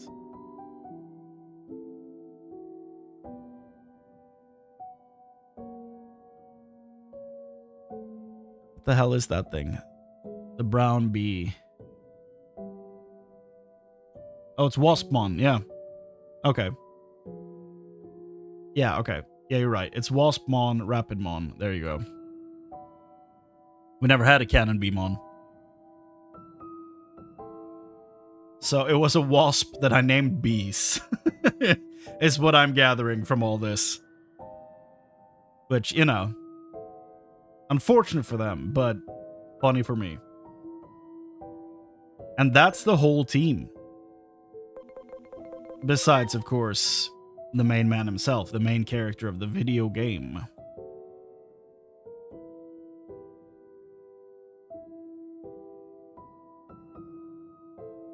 Doesn't it go fun, Wasp Cannon Bee?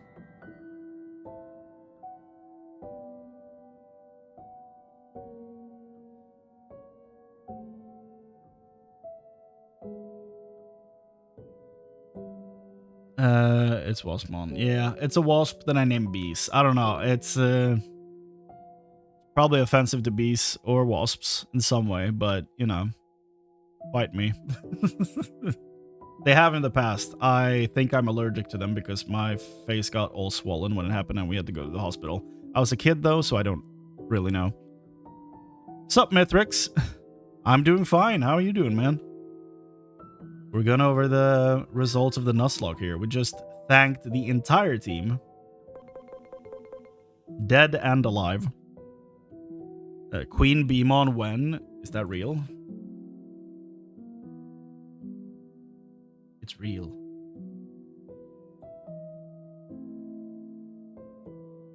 Yeah, no, I think we should probably add her to the game. Like, very soon. Fairly soon, yeah. For sure. Yo.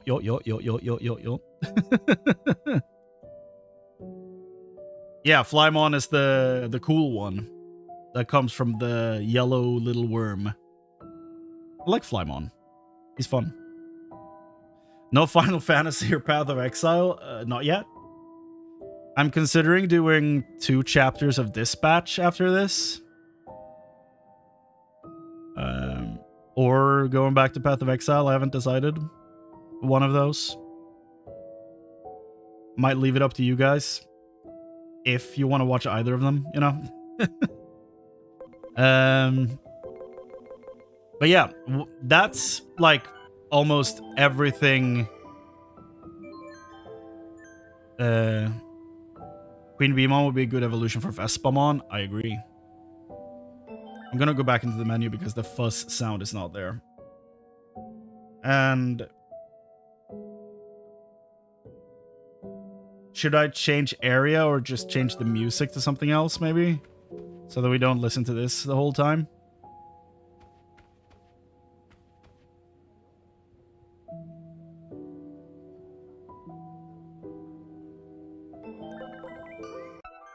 So, what I want to show you guys, before we leave Digimon behind, is a thing I found on Reddit a few days ago. This is Digimon related, don't worry. This is very Digimon related. So, did I save multiple screenshots of this?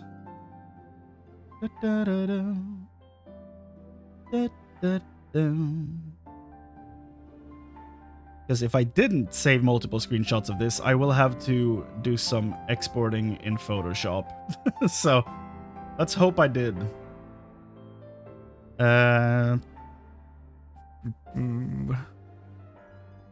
Where could it be?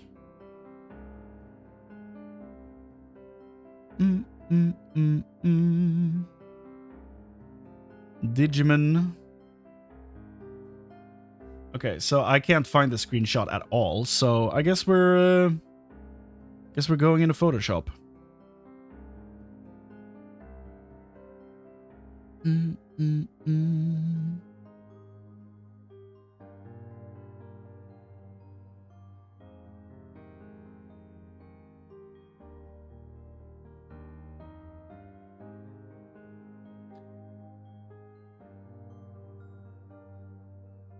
She has another new pre-evolution, Forge Beamon. Yo, that sounds dope.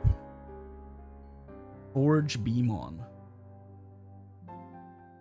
Oh, it's this thing. Yeah, I've seen this. What's the name of that YouTube channel where they guess the names of Digimon evolutions? I love that channel. It's awesome. Just seeing people try to understand what the hell they're seeing for the first time. I don't remember the name, though. Sandwiches something, right? Like, shout out to those guys. That channel is awesome. I wish I could remember the name.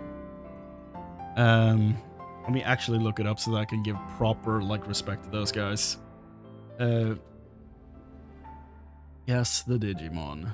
Fueled by Sandwiches. That's the name. They basically put together quizzes for each other. And the ones I've seen, I've only watched the Digimon ones. But, yeah, genuinely a lot of fun. And they did a video where they talked about all the beasts, I think that was it. And that's where I saw Forge Beamon. Very cool Digimon. So let me see if I can show you some Photoshop here.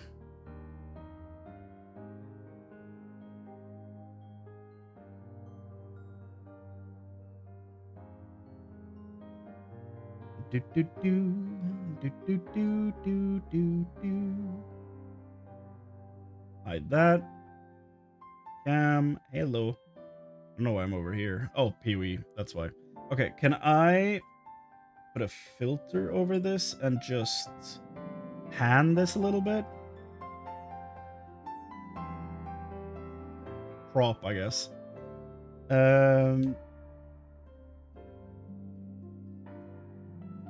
Is there a way to crop by just dragging the thing? There is.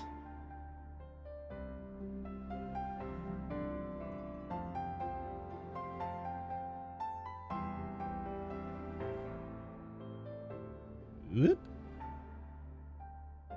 You hold Alt and just drag. That's cool. Okay. So let's swap over to Photoshop. First of all, let me just show you this thing I made. I really like it's a very simple job here that I did, but I love the way this image came together. Just the colors going on here. Very proud of this. I think this looks really good. I'm terrible at Photoshop. And this is just a simple fade between two pictures, but I'm really happy with the way this came together. I could have probably chosen some better text, but like, let's be real. This is a pretty decent thumbnail. If we ignore the text. I'm very happy the way this came together. Because this raid was awesome, okay? This was incredible. And like, you don't need to know anything about the game, so check out that raid video because the music in that is insanely good. It's like WWE in a fantasy game. It's really fun. But yeah, so that's that works good. So let's open the thing that I wanted to show you guys, which is Digimon related. Let's hide all this stuff. So there was a person on Reddit who I will give a shout out to that made this thing. Now this is a chart where you basically make your own partner Digimon. And I went through and I did this. Okay, so I'm gonna show you this, but first I'm gonna find the name of the person who made this so that I can give them props for their hard work. We upscale this a little bit, maybe.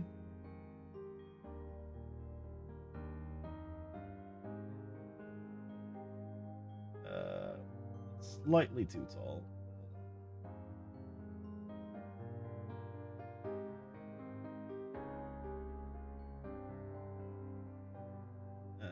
Let's try and fit this in here as well as we can.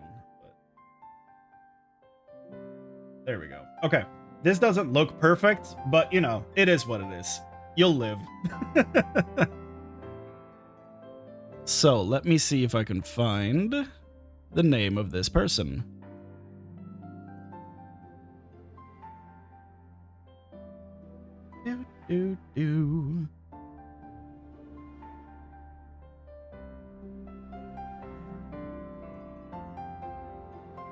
So, a person on Reddit by the name of 19Decline made a chart thing where we can essentially make our own partner Digimon. And I sent them a message and I got the template from them. They sent me the template and I went through and did this. And I kind of want to show you where I would go if I were to create my own Digimon partner.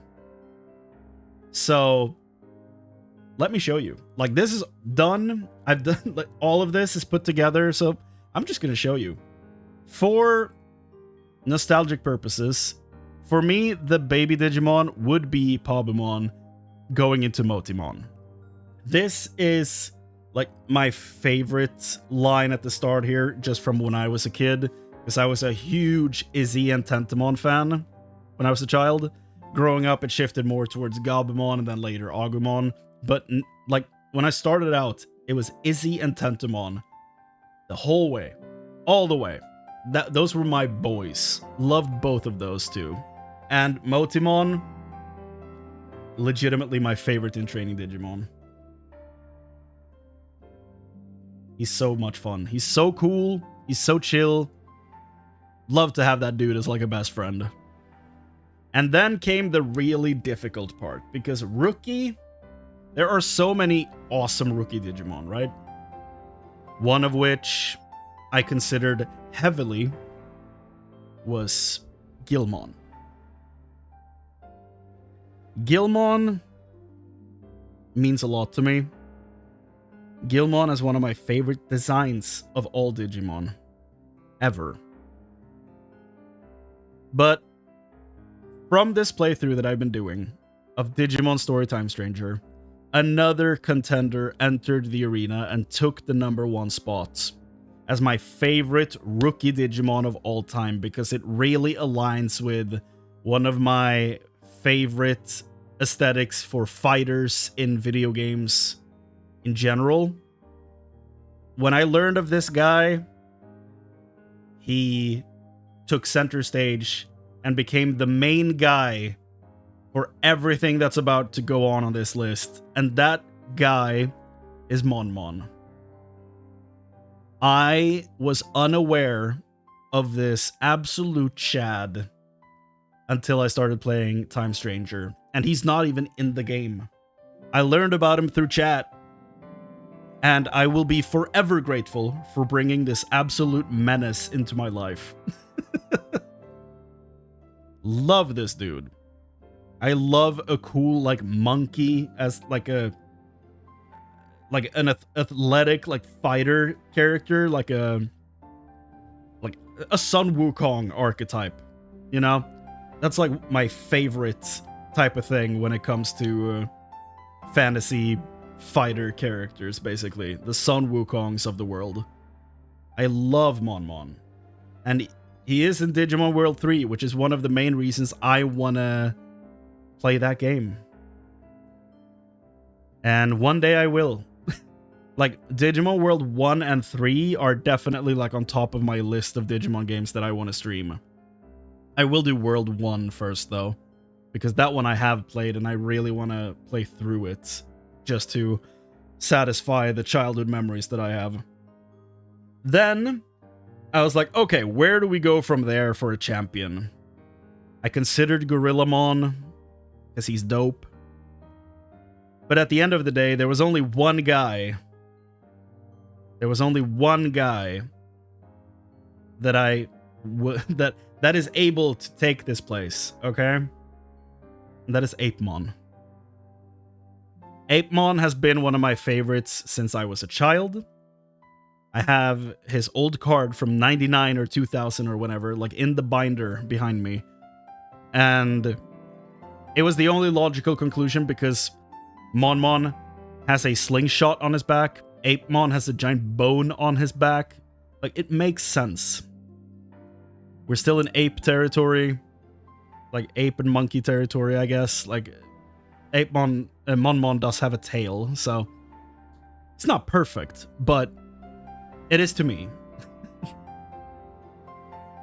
And I don't know if Apemon has had a chance to, like, show off in TV shows or stuff like that. I don't remember Apemon really doing much in any media that I've seen. As far as I can remember. But I remember the card vividly. So I've had that card forever, and I think he looks awesome.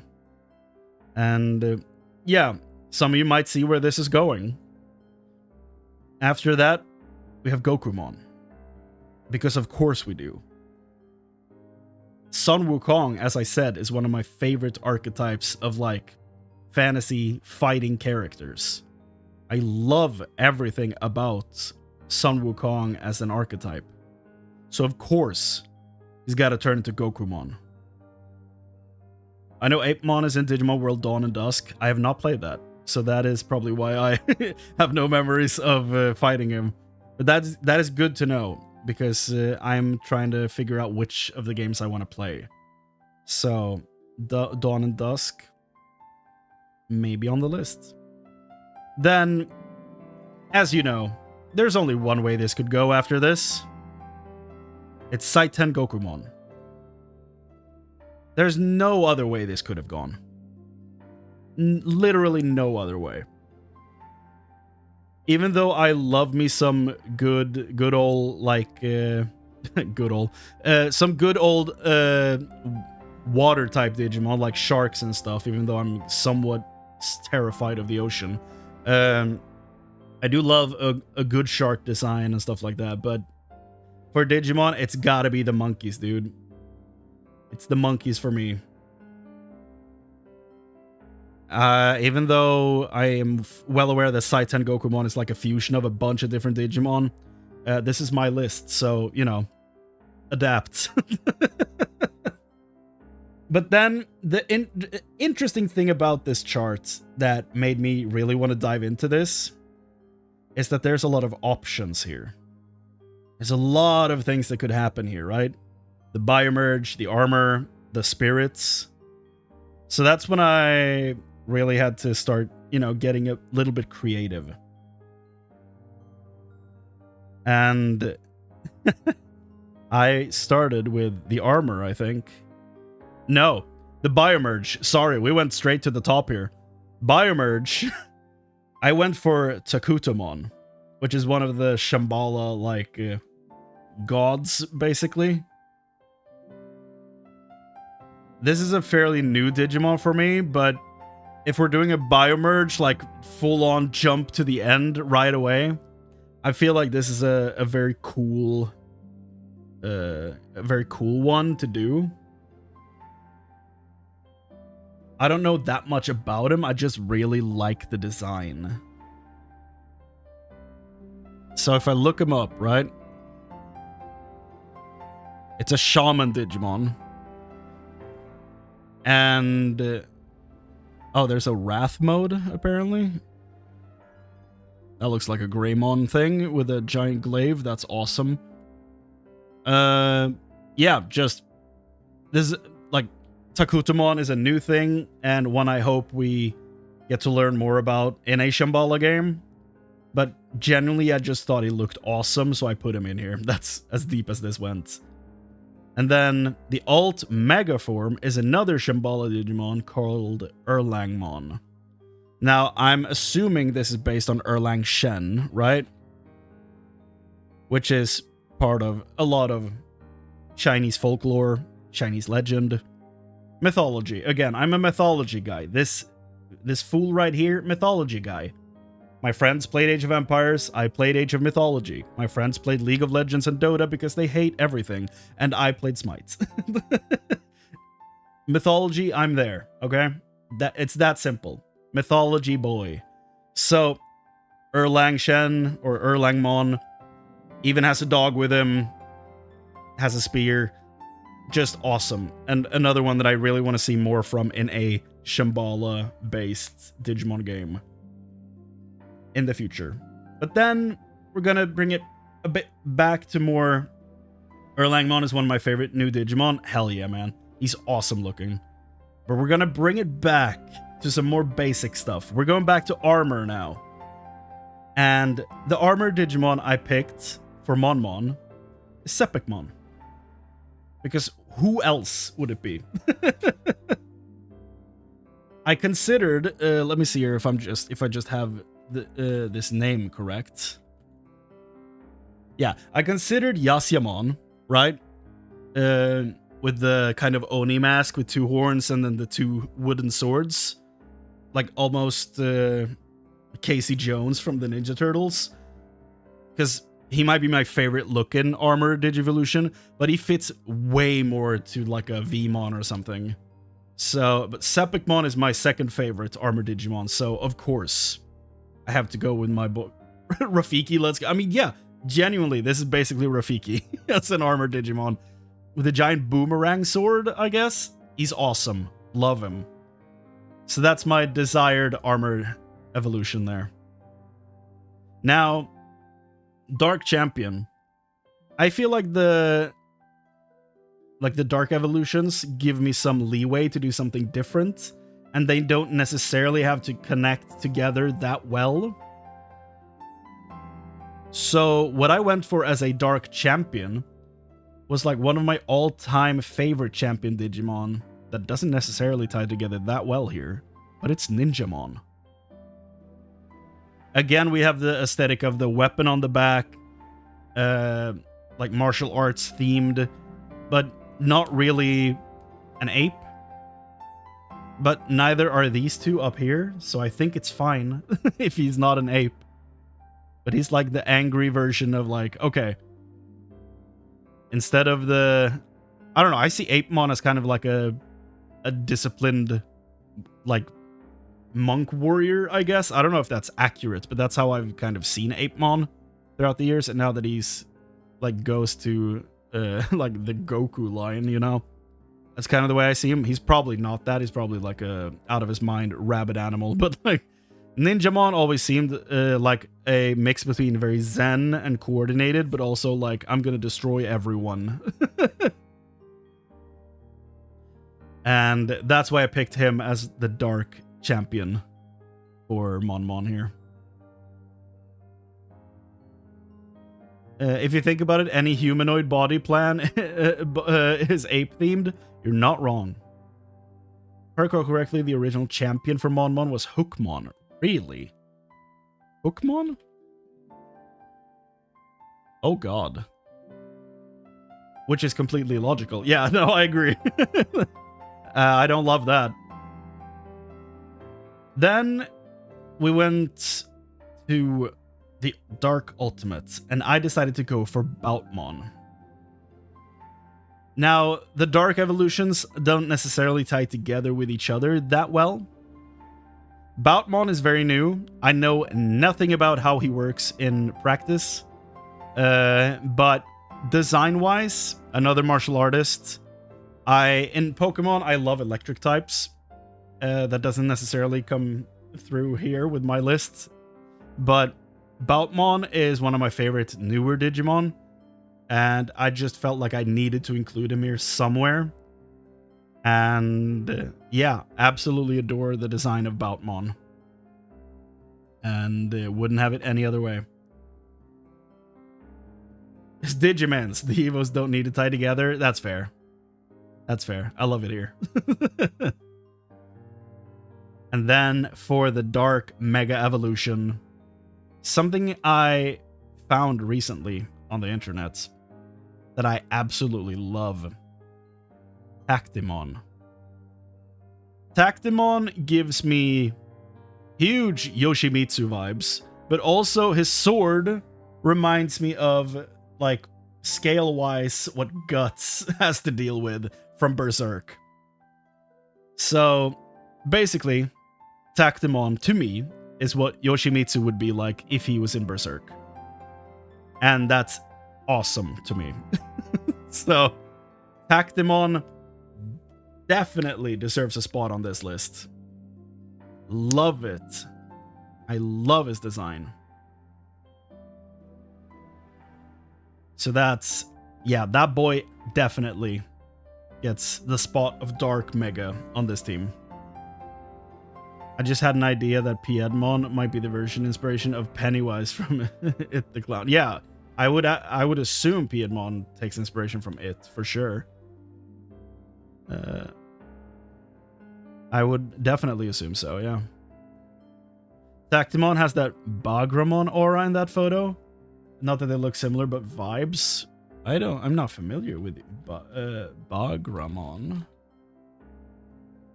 Whoa.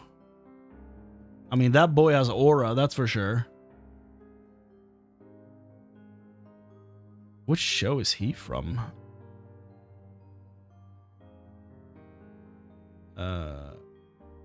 Appearances Cross Wars. Oh. Haven't seen that. Like his design though, he's cool. Very cool. And yeah, I can totally see the like crossover of just general vibe there. Can totally see that for sure.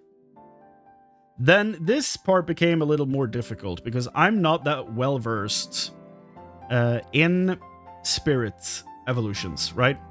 I started watching Frontier and I made it through like 7 or 8 episodes and then I dropped it. I never even got to see Agunimon and Lobomon.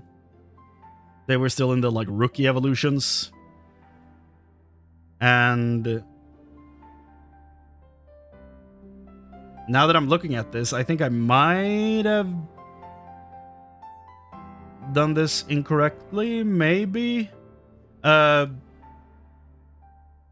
like human spirits and beast spirits are like champion equivalent, right? I'm not off there. I'm not off base on that. We'll never get a Crosswords game at all. No, I don't think so, sadly. English opening the Frontier goes stupidly hard. I don't remember it, honestly. I believe you, though.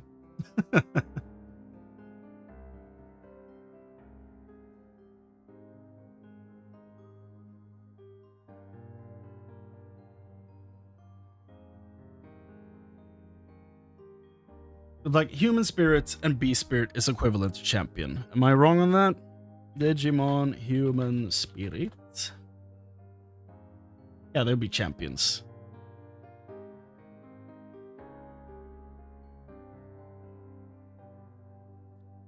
So then I haven't done this incorrectly. Okay, so here's what I did, right?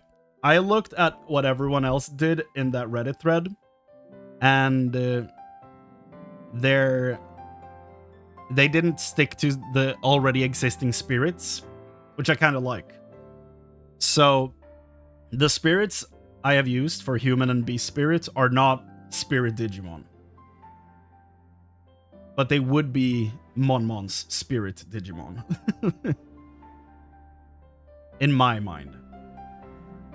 So what I did was the human spirits, which is, I'm using the term human very loosely here, is Masyamon.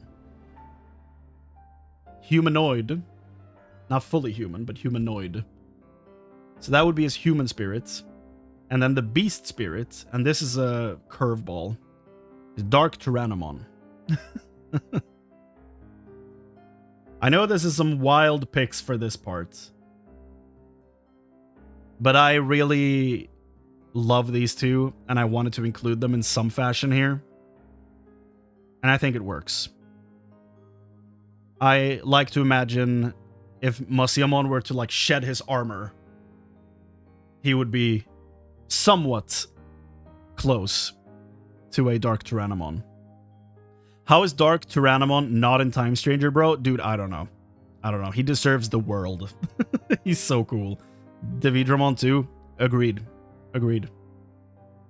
So from there, I was like, okay, what are some other wild picks that I absolutely love the design of? Asuramon. I love Asuramon. It's absolutely insane to me that we have every step of that evolution line in Time Stranger besides Asuramon. Every other step besides that one. To tie them all together. It's all like borderline criminal that he's not in the game. So he's mainly here just so that I can shout him out. More than anything. Give some justice to my boy Asuramon. Let him tie Masiamon to his Mega Evolution, please. And then, for the Unity form, Resenmon. Regular old Resenmon. Another new Digimon. Another dope Digimon. Love him. Love him. No notes. Just incredibly awesome. And then, for the Ancient, which is another fusion, but I don't care. This is my list. The Ancient form is a Digimon I didn't know about until Time Stranger, that a lot of people were hyped for, and now that I've seen it in action, as a Final Fantasy Monk player, I love everything about this design. It's an awesome Digimon. It is Grace Novamon. No notes on Grace Novamon, just impeccable design. Gives me some real, like, fantasy monk type fighter design inspiration. Love it so much. And I'm so glad I got to experience it in Time Stranger. But this is my chart for what my partner Digimon would be. What it would evolve to. What it would de-digivolve into. And all its different variations. Again, thank you to 19Decline on Reddit for giving me this template. And yeah, I'm really happy I went through this because it was a lot of fun. Now, could I make some changes to this? Absolutely. But for now, this is where I'm at.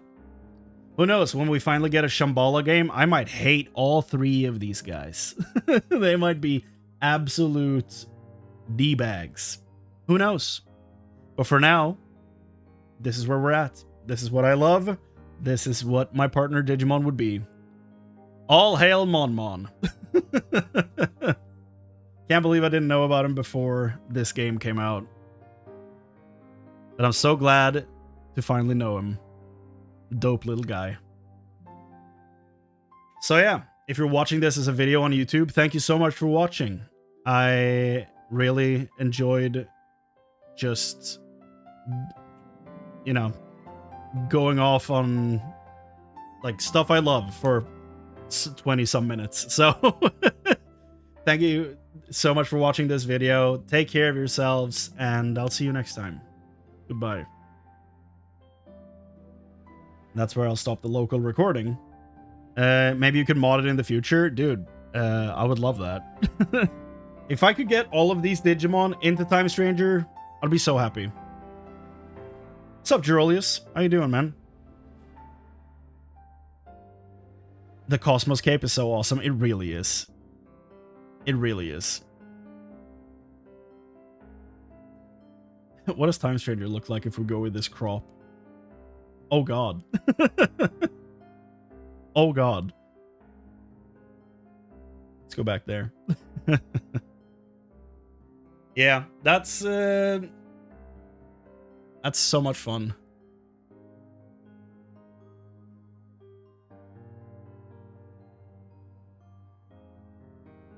I might post the template in a comment just so that the rest of you could go through it and do one yourselves. I think that'd be fun. I can...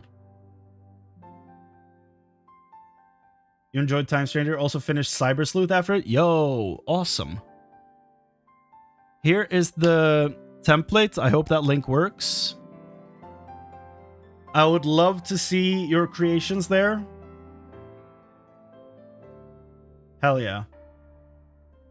I'm gonna make sure that links work on that video so that you can post your finished ones in the comments.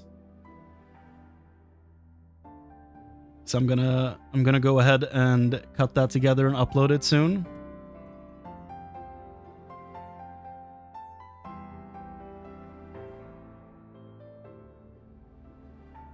And yeah, I think that kind of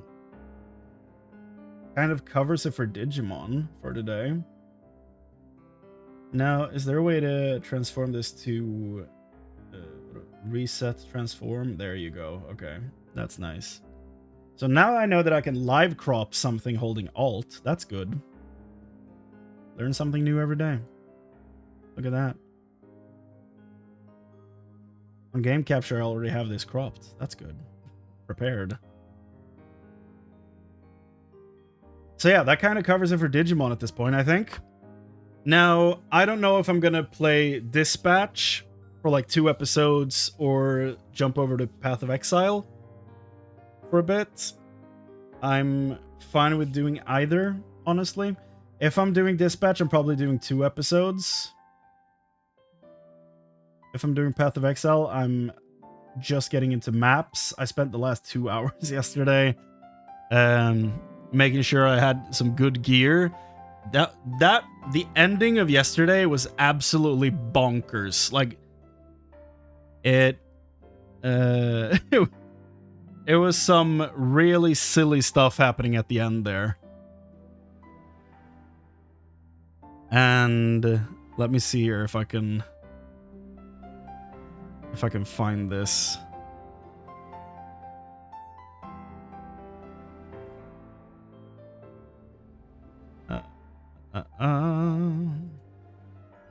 Let's go back to screen cap and then once again do the quick crop here. Let me show you like 2 clips of what happened yesterday.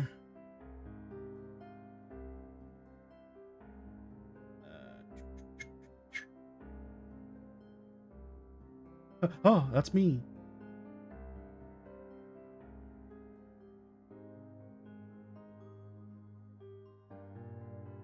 Like, we had some really silly stuff happening towards the end of yesterday. Okay.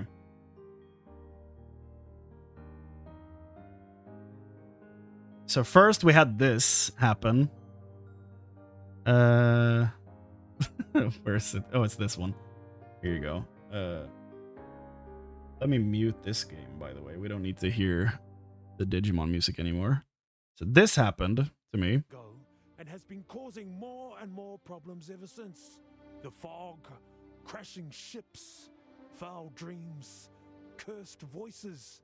Even Martiki, the elder you found, was deceived and led astray by Takaru's lies. But it will be much worse now that the deceiver is free, thanks to you. Damn, dude. With respect. With respect. God damn. Dude basically shit talked me to my face and be like, yo, you were stupid with what you did. And I was like, with respect, of course. I love that interaction. It's so perfectly timed in every way. And then this is like the main thing I wanted to show you because we had a really insane thing happen. I don't know if this like will translate well to what actually like went down and how it went down. Basically, you can craft items in this game. with a bunch of luck involved. A bunch of rolling on stats and hoping you get something that is actually good. And basically, I had been striking out terribly for a long time before this happened. I've been basically ruining item after item after item with bad rolls. And then the RNG gods were like, yo, let's throw you a bone. It's because all affix or all suffixes are taken. So it is currently equipe. Here we go. Please be. So what I did there before we do anything, I used an item here that desecrates your gear, which makes it so you can put it into this thing. And instead of getting a random stat on your item, you get to pick one of 3. So, and you can only do that once per item. So when I use that item on the helmet, and then when I put it in to this thing, I can click a button that says reveal underneath here. And when you do that, you're like, please give me some good stats to pick from, because you can get absolute dog, you know? And that happened to me quite a few times. So this is kind of like a last hurrah, because I had a really good item here. Here we go. Please be either armor energy shield or max life, please.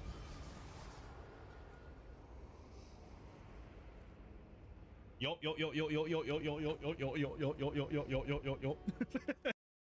So, just to explain what happened, I got 165 maximum life. Normally, you'd get like, if you get like adding to your maximum life, you might get like 80, 90, and you'd be like, that's great. That's an awesome item. And somehow I rolled past it by almost twice as much. And it's basically the luckiest roll I got all night, and it kind of saved 2 hours of crafting that almost drove me insane. So I know that doesn't translate well to a Digimon crowd. I'm well aware of this. But that moment almost broke me when it happened. Okay, so kind of unlucky weapon. Still have my yeah. Still have my level 52 with level 57 character. Yeah, I'm still using a low level item too for my weapon, but it's still somehow doing damage. I don't know how, but somehow it is. So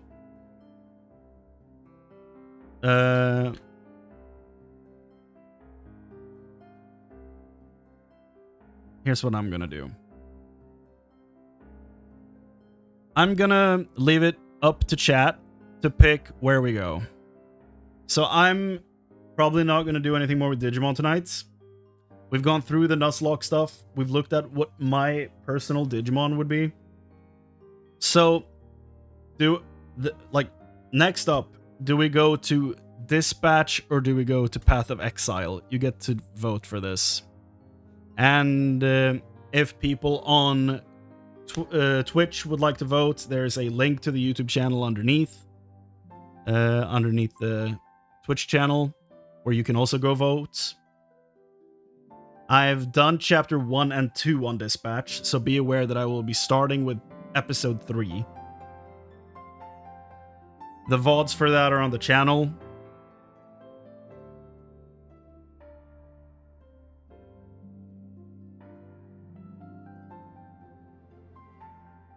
You finished Dispatch? Good.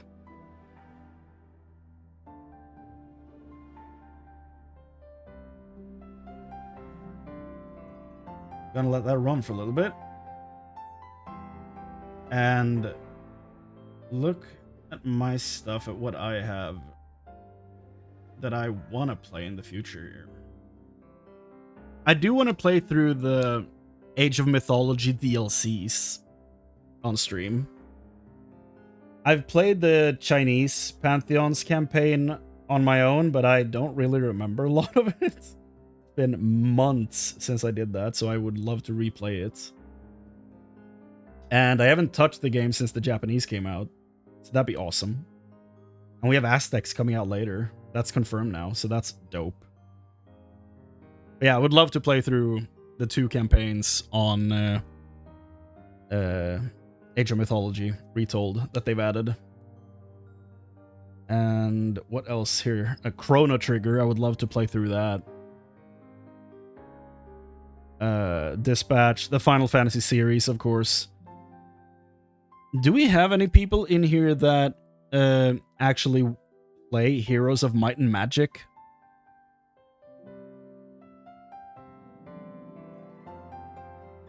Because that is coming out with a new game fairly soon.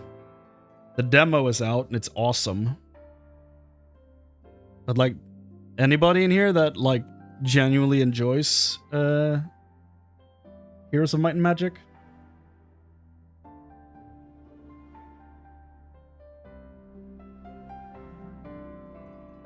I feel like some of us are old, right?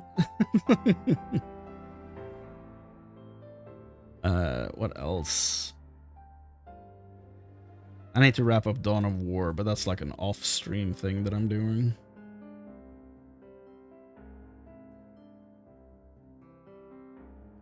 It would be fun to stream a full playthrough of Marvel Heroes. It's like, even though that game is offline, like they've taken down that game, there is like a modded server you can play on to actually play through it. So that'd be fun to go through that.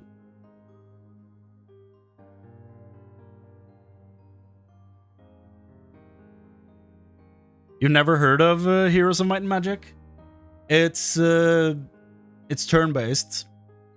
You basically, you get to pick a faction, and you have a little guy on a map, and you go around collecting resources and stuff, items, fight enemies, and then during your same round that you have, you get to build like one building in your town, and that gives you like different creatures, different resources, stuff like that.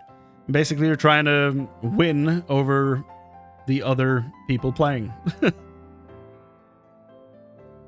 I feel like I'm not doing it a huge service by just explaining this, so I'm actually going to just straight up show you a video of it, like a trailer or something.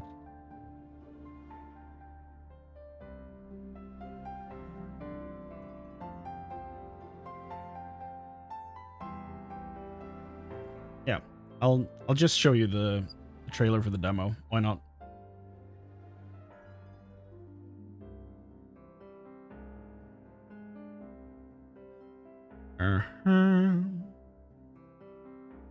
So you mute this. This is like one of my favorite franchises from my childhood. Basically, it's going back to classic. Oh, that is still cropped. Okay, let me fix this. Boom. So this is one of my favorite franchises from when I was a child. And I haven't really watched any of the trailers for this. I probably should watch all the trailers for this because I love this franchise. I love that it's coming back, and I've played the demo. I love that the demo feels like a back to form. But yeah, this is like one of my favorite franchises of all time. So let's check this out.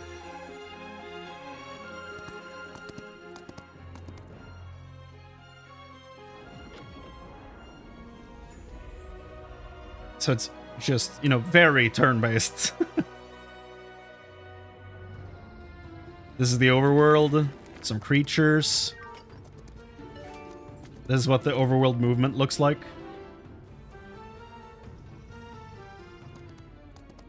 Then you have your town, which looks different from every faction, where you build buildings, you recruit your creatures. This is my town.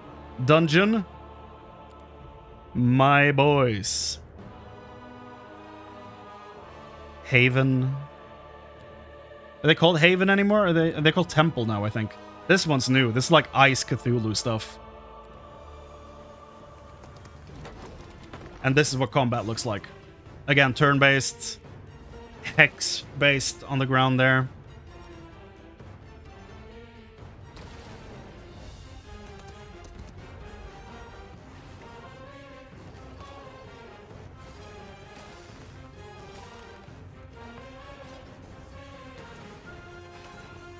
It's like super old school game stuff. It's 4 factions, 3 game modes, 3 templates, 4 modes, early access in 2026. It's one of the earliest franchises I ever played. I played a shit ton of Heroes 4 as a kid, and that's because that was the one we had. Heroes 4 is usually seen as probably like the weakest of all the entries, at least during the early days. Like 6 and 7, people don't even talk about really, because they're just not good. But that's because 6, 7, and somewhat 5 are like Ubisoft titles, so that's why we don't talk about them. Olden Era is technically still under Ubisoft, but they were like, Unfrozen, the indie studio, was like, we love Heroes 3, can we make a Heroes game? And Ubisoft was like, well, we don't really know what to do with this franchise, so whatever, go ahead. From what I understand, they're just not really overseeing much of this project at all. They're just letting them do their thing, which I think is perfect. Less Ubisoft, the better. But in general, like, Heroes of Might and Magic is just a very old school franchise. It's like the olden days of video games, with everything being turn-based, taking a lot of time to finish, but also just so many cool, like, fantasy creatures. Like, your very iconic, like, dragons, your vampires, zombies, skeleton warriors.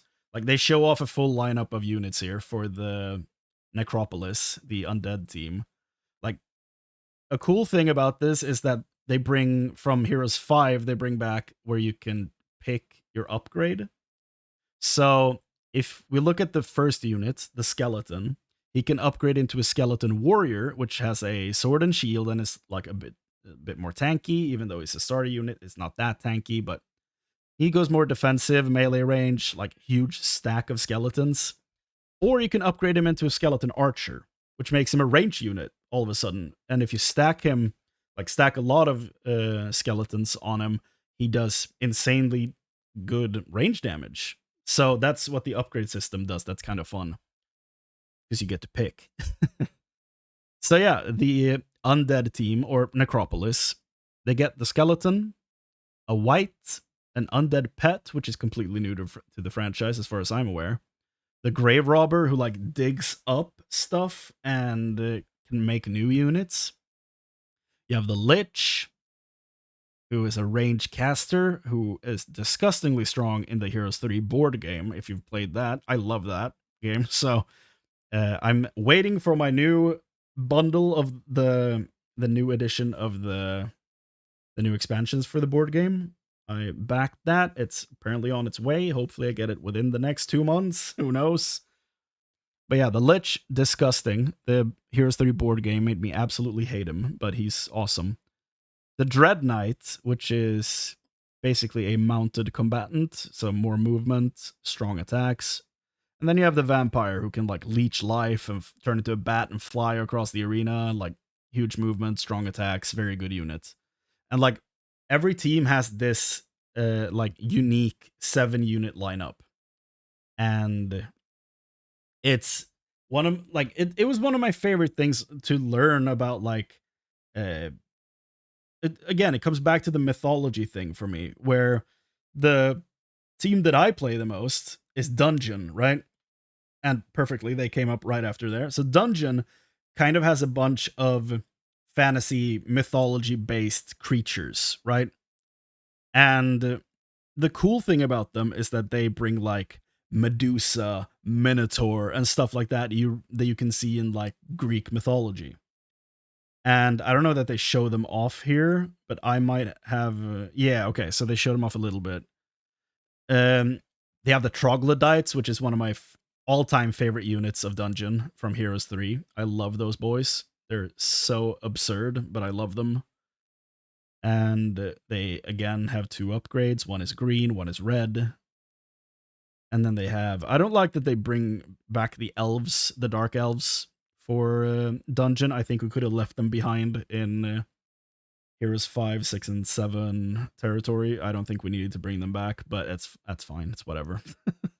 Give me my beholders back. Yeah, basically, we have an assassin dark elf who, like, he basically does what the Harpy did back in the day. He travels forward, attacks, and then travels back to where he attacked from. So I love that function. I just kind of wish it was a Harpy instead. And then we have basically a dancer. She holds like a glaive weapon type thing, like a disc almost. Or it can also be like a double-sided knife, kind of. She's very cool. Also, an elf. I don't think we need those in this team. I prefer it when dungeon is just mythological creatures. But it's whatever. She's really good, though. Like, both of these units are pretty damn good, so I'm not complaining about their viability. I just don't enjoy the designs. And then the fourth unit after that, I think, is the Minotaur. The Minotaur is an absolute beast. When I played the demo, he was the strongest unit in the entire game. If you went Minotaur Lords for the upgrade, or Minotaur Kings, maybe it was called, I don't remember. He such a goddamn unit. So strong, so cool, so much fun. Then you can pick your starter hero to be like a Minotaur-leaning character, which makes your Minotaurs even better. And you get to start with some, which is lovely. And then you have the Medusa. They use a bow, so they're a very strong range unit. I guess you can see them better down here. It's a very strong range unit, and one of the upgrades, she can actually use the Medusa snakes in her hair to freeze people to stone. Or like turn them into stone. Just like in mythology, and that's awesome. Then we apparently have... Dungeon has done this for quite a few games now, but we stole the Hydras from Fortress in Heroes 3, and now we have the Hydra, which, you know, I'm all in favor of. We lost the Manticore, but we got the Hydra, and I think that's fair. It's very cool. And then, of course, the signature Black Dragon has been in Heroes since the first game. I think he's in the first. It might be the second, but the dragons have been in it for the whole time, whole journey. The Black Dragon is like the mythological creature in this franchise, and I'm so glad that he's in my favorite faction. Oh, there you go. You get to see the different upgrades for the Hydra. One of them being Infernal and one being Chthonic. I don't remember exactly the difference between them, but I feel like one of them has some like toxic damage or like spike damage. If you hit them, you take damage, something like that. I haven't played in a few weeks. Then you have Temple is what they're called now, which is humans. Basically, you have knights, crossbowmen, pikemen. Do you have pikemen in this? I don't know. You have a dude on a horse. You have a cleric, and then of course you have angels. Because why wouldn't you? You have angel units who are awesome.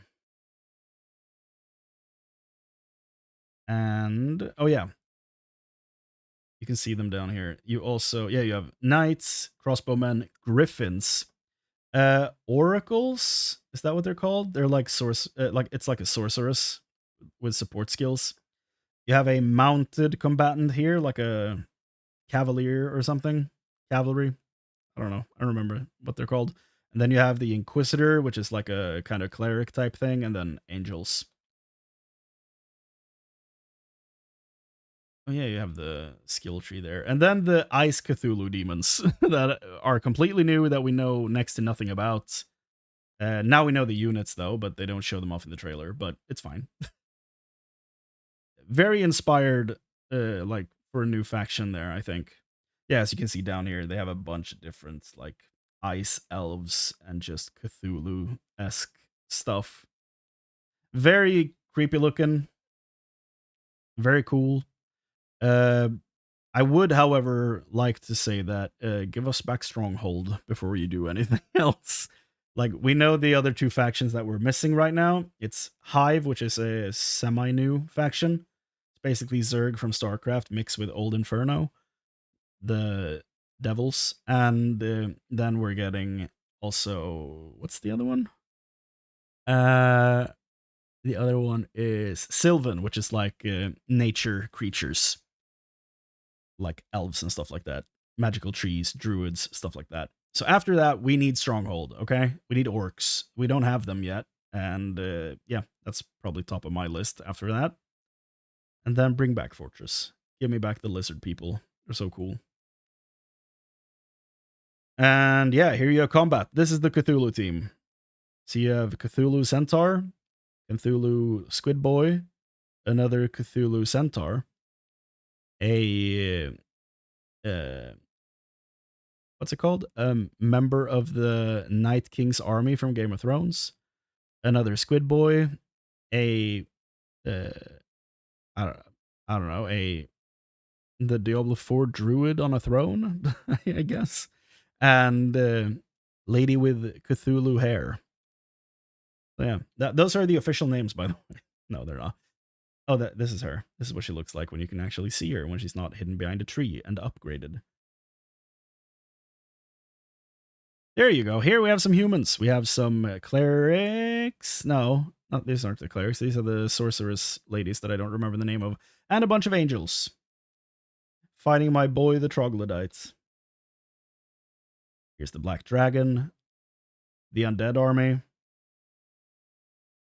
the assassin type dude that runs past, attacks, and runs back, Hydra, the Medusa.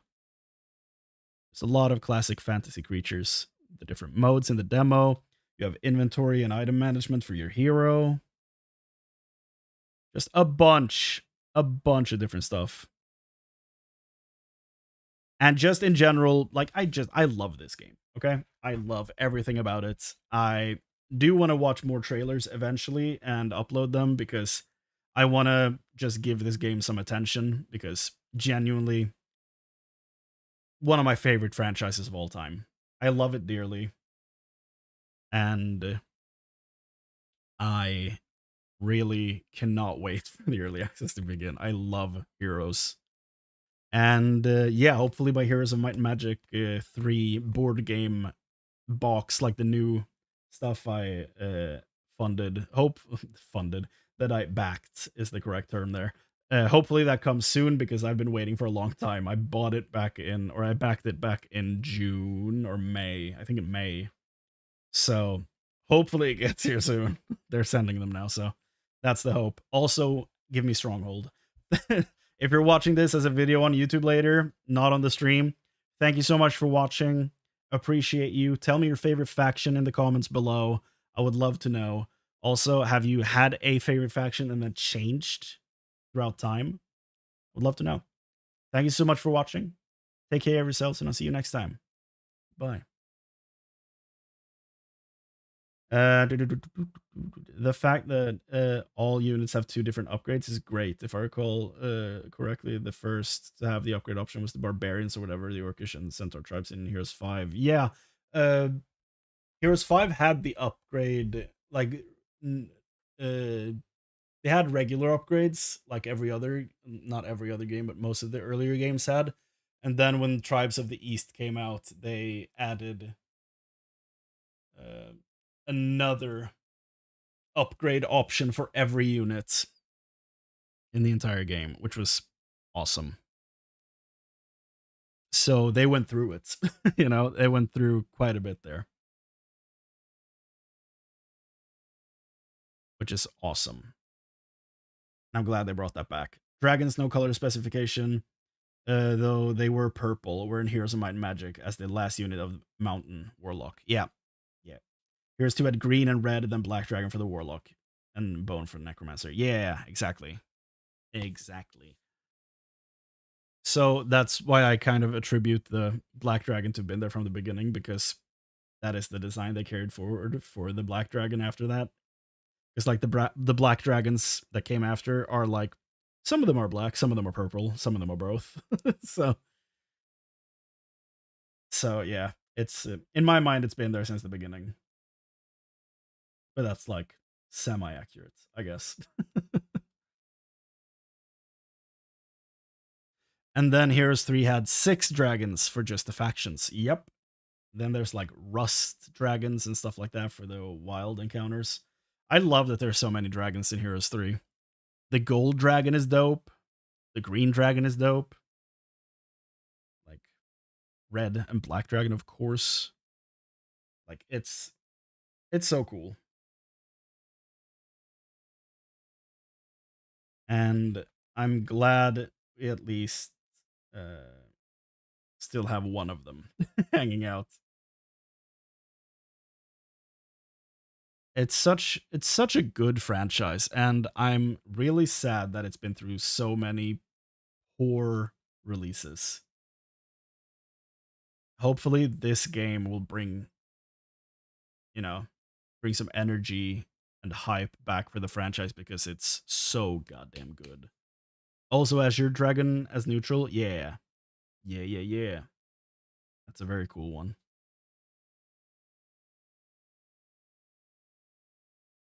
Okay. That's Heroes of Might and Magic. I'm gonna leave a like on that video because why wouldn't I? They worked hard on it.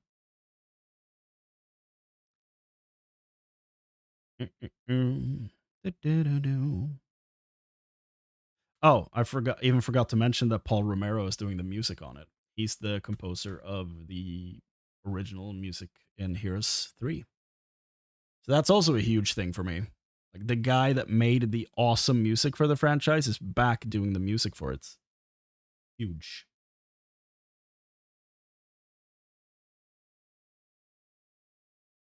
I spent 14 divine in Firebear, 1k DPS talisman, then bricked it with double corrupt.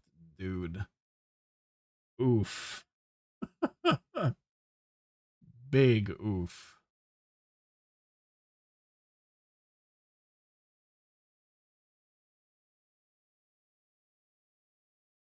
Where the hell do you even get 14 divine to waste?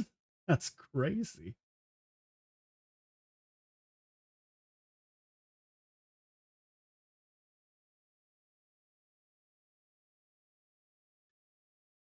Okay. So, first off, I gotta find out how much space I've eaten with recordings. 69 gigabyte from yesterday's PoE.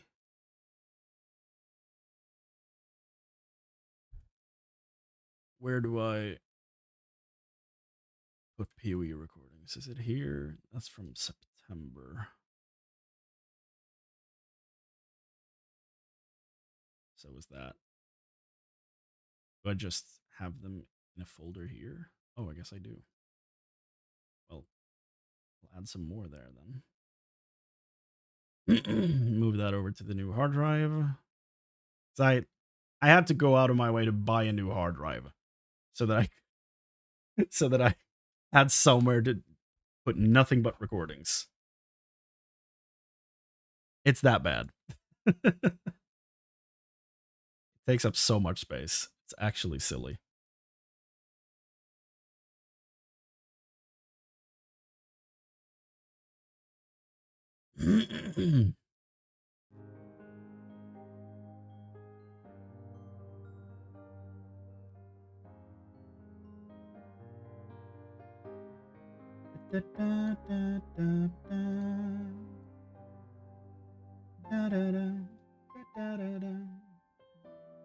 Bonk, bonk, bonk. Okay, so the people voted, and Path of Exile got 60%, Dispatch got 40%. So I think we might, genuinely, I think we might be able to do both. Like, being completely real with you.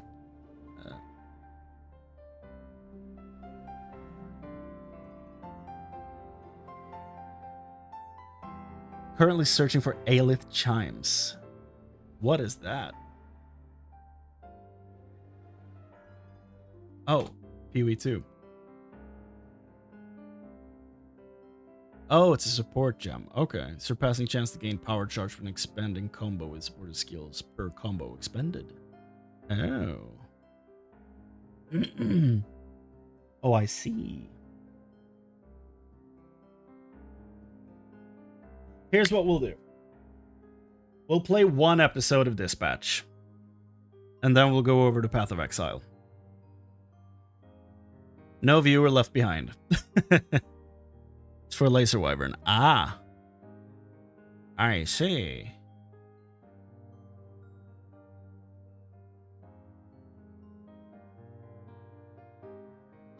Isn't there... Hmm.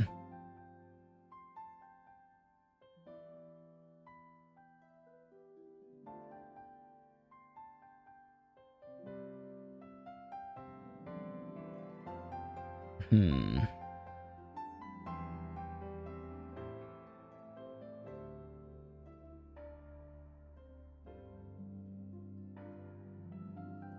Oh, your solo cell phone. Right, right.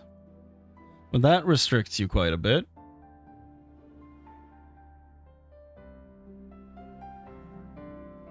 Isn't there a way to, like,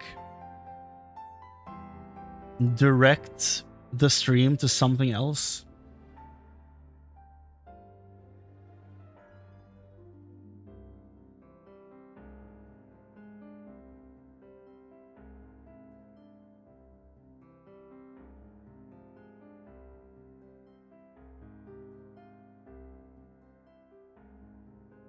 Like, isn't there a thing on YouTube where you can, like, direct to different streams?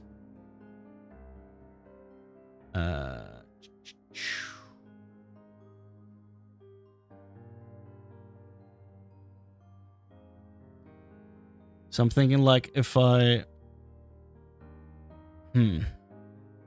there's a way to direct this over to, like, a new one?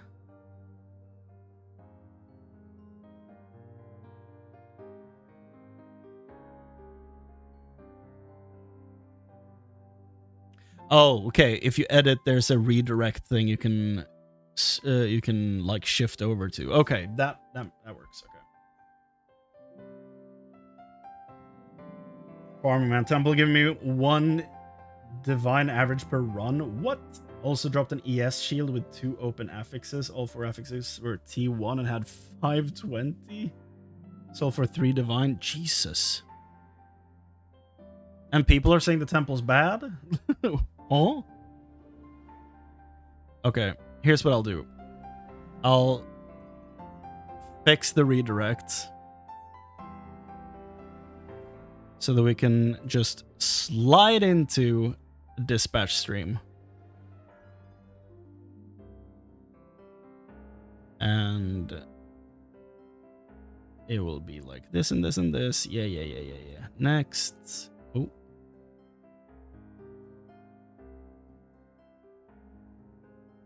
What?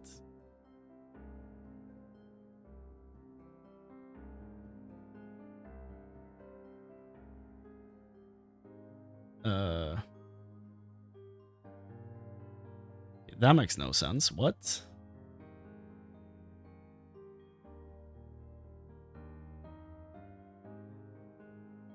Okay, what if I try to do it again?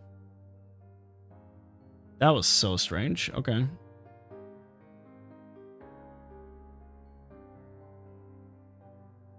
do you mean not available? Dude,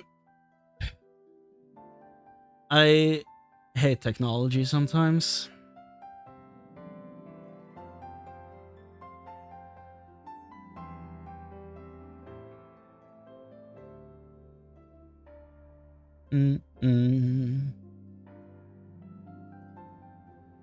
Now it works. Just had to leave the entire menu and come back. It's so silly. Okay. So I'll just queue this for like 10:30.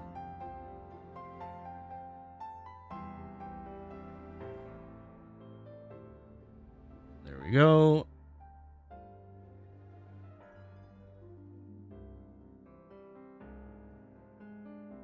Okay. And then what I'll do... Why does it say starting? What?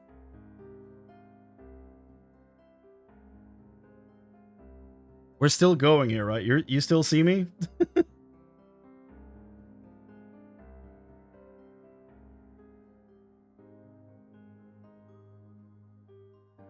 Okay. So what I'll then do is that I will edit this stream. This is so much just silly inside baseball going on here. Okay. So this stream can add a redirect to dispatch.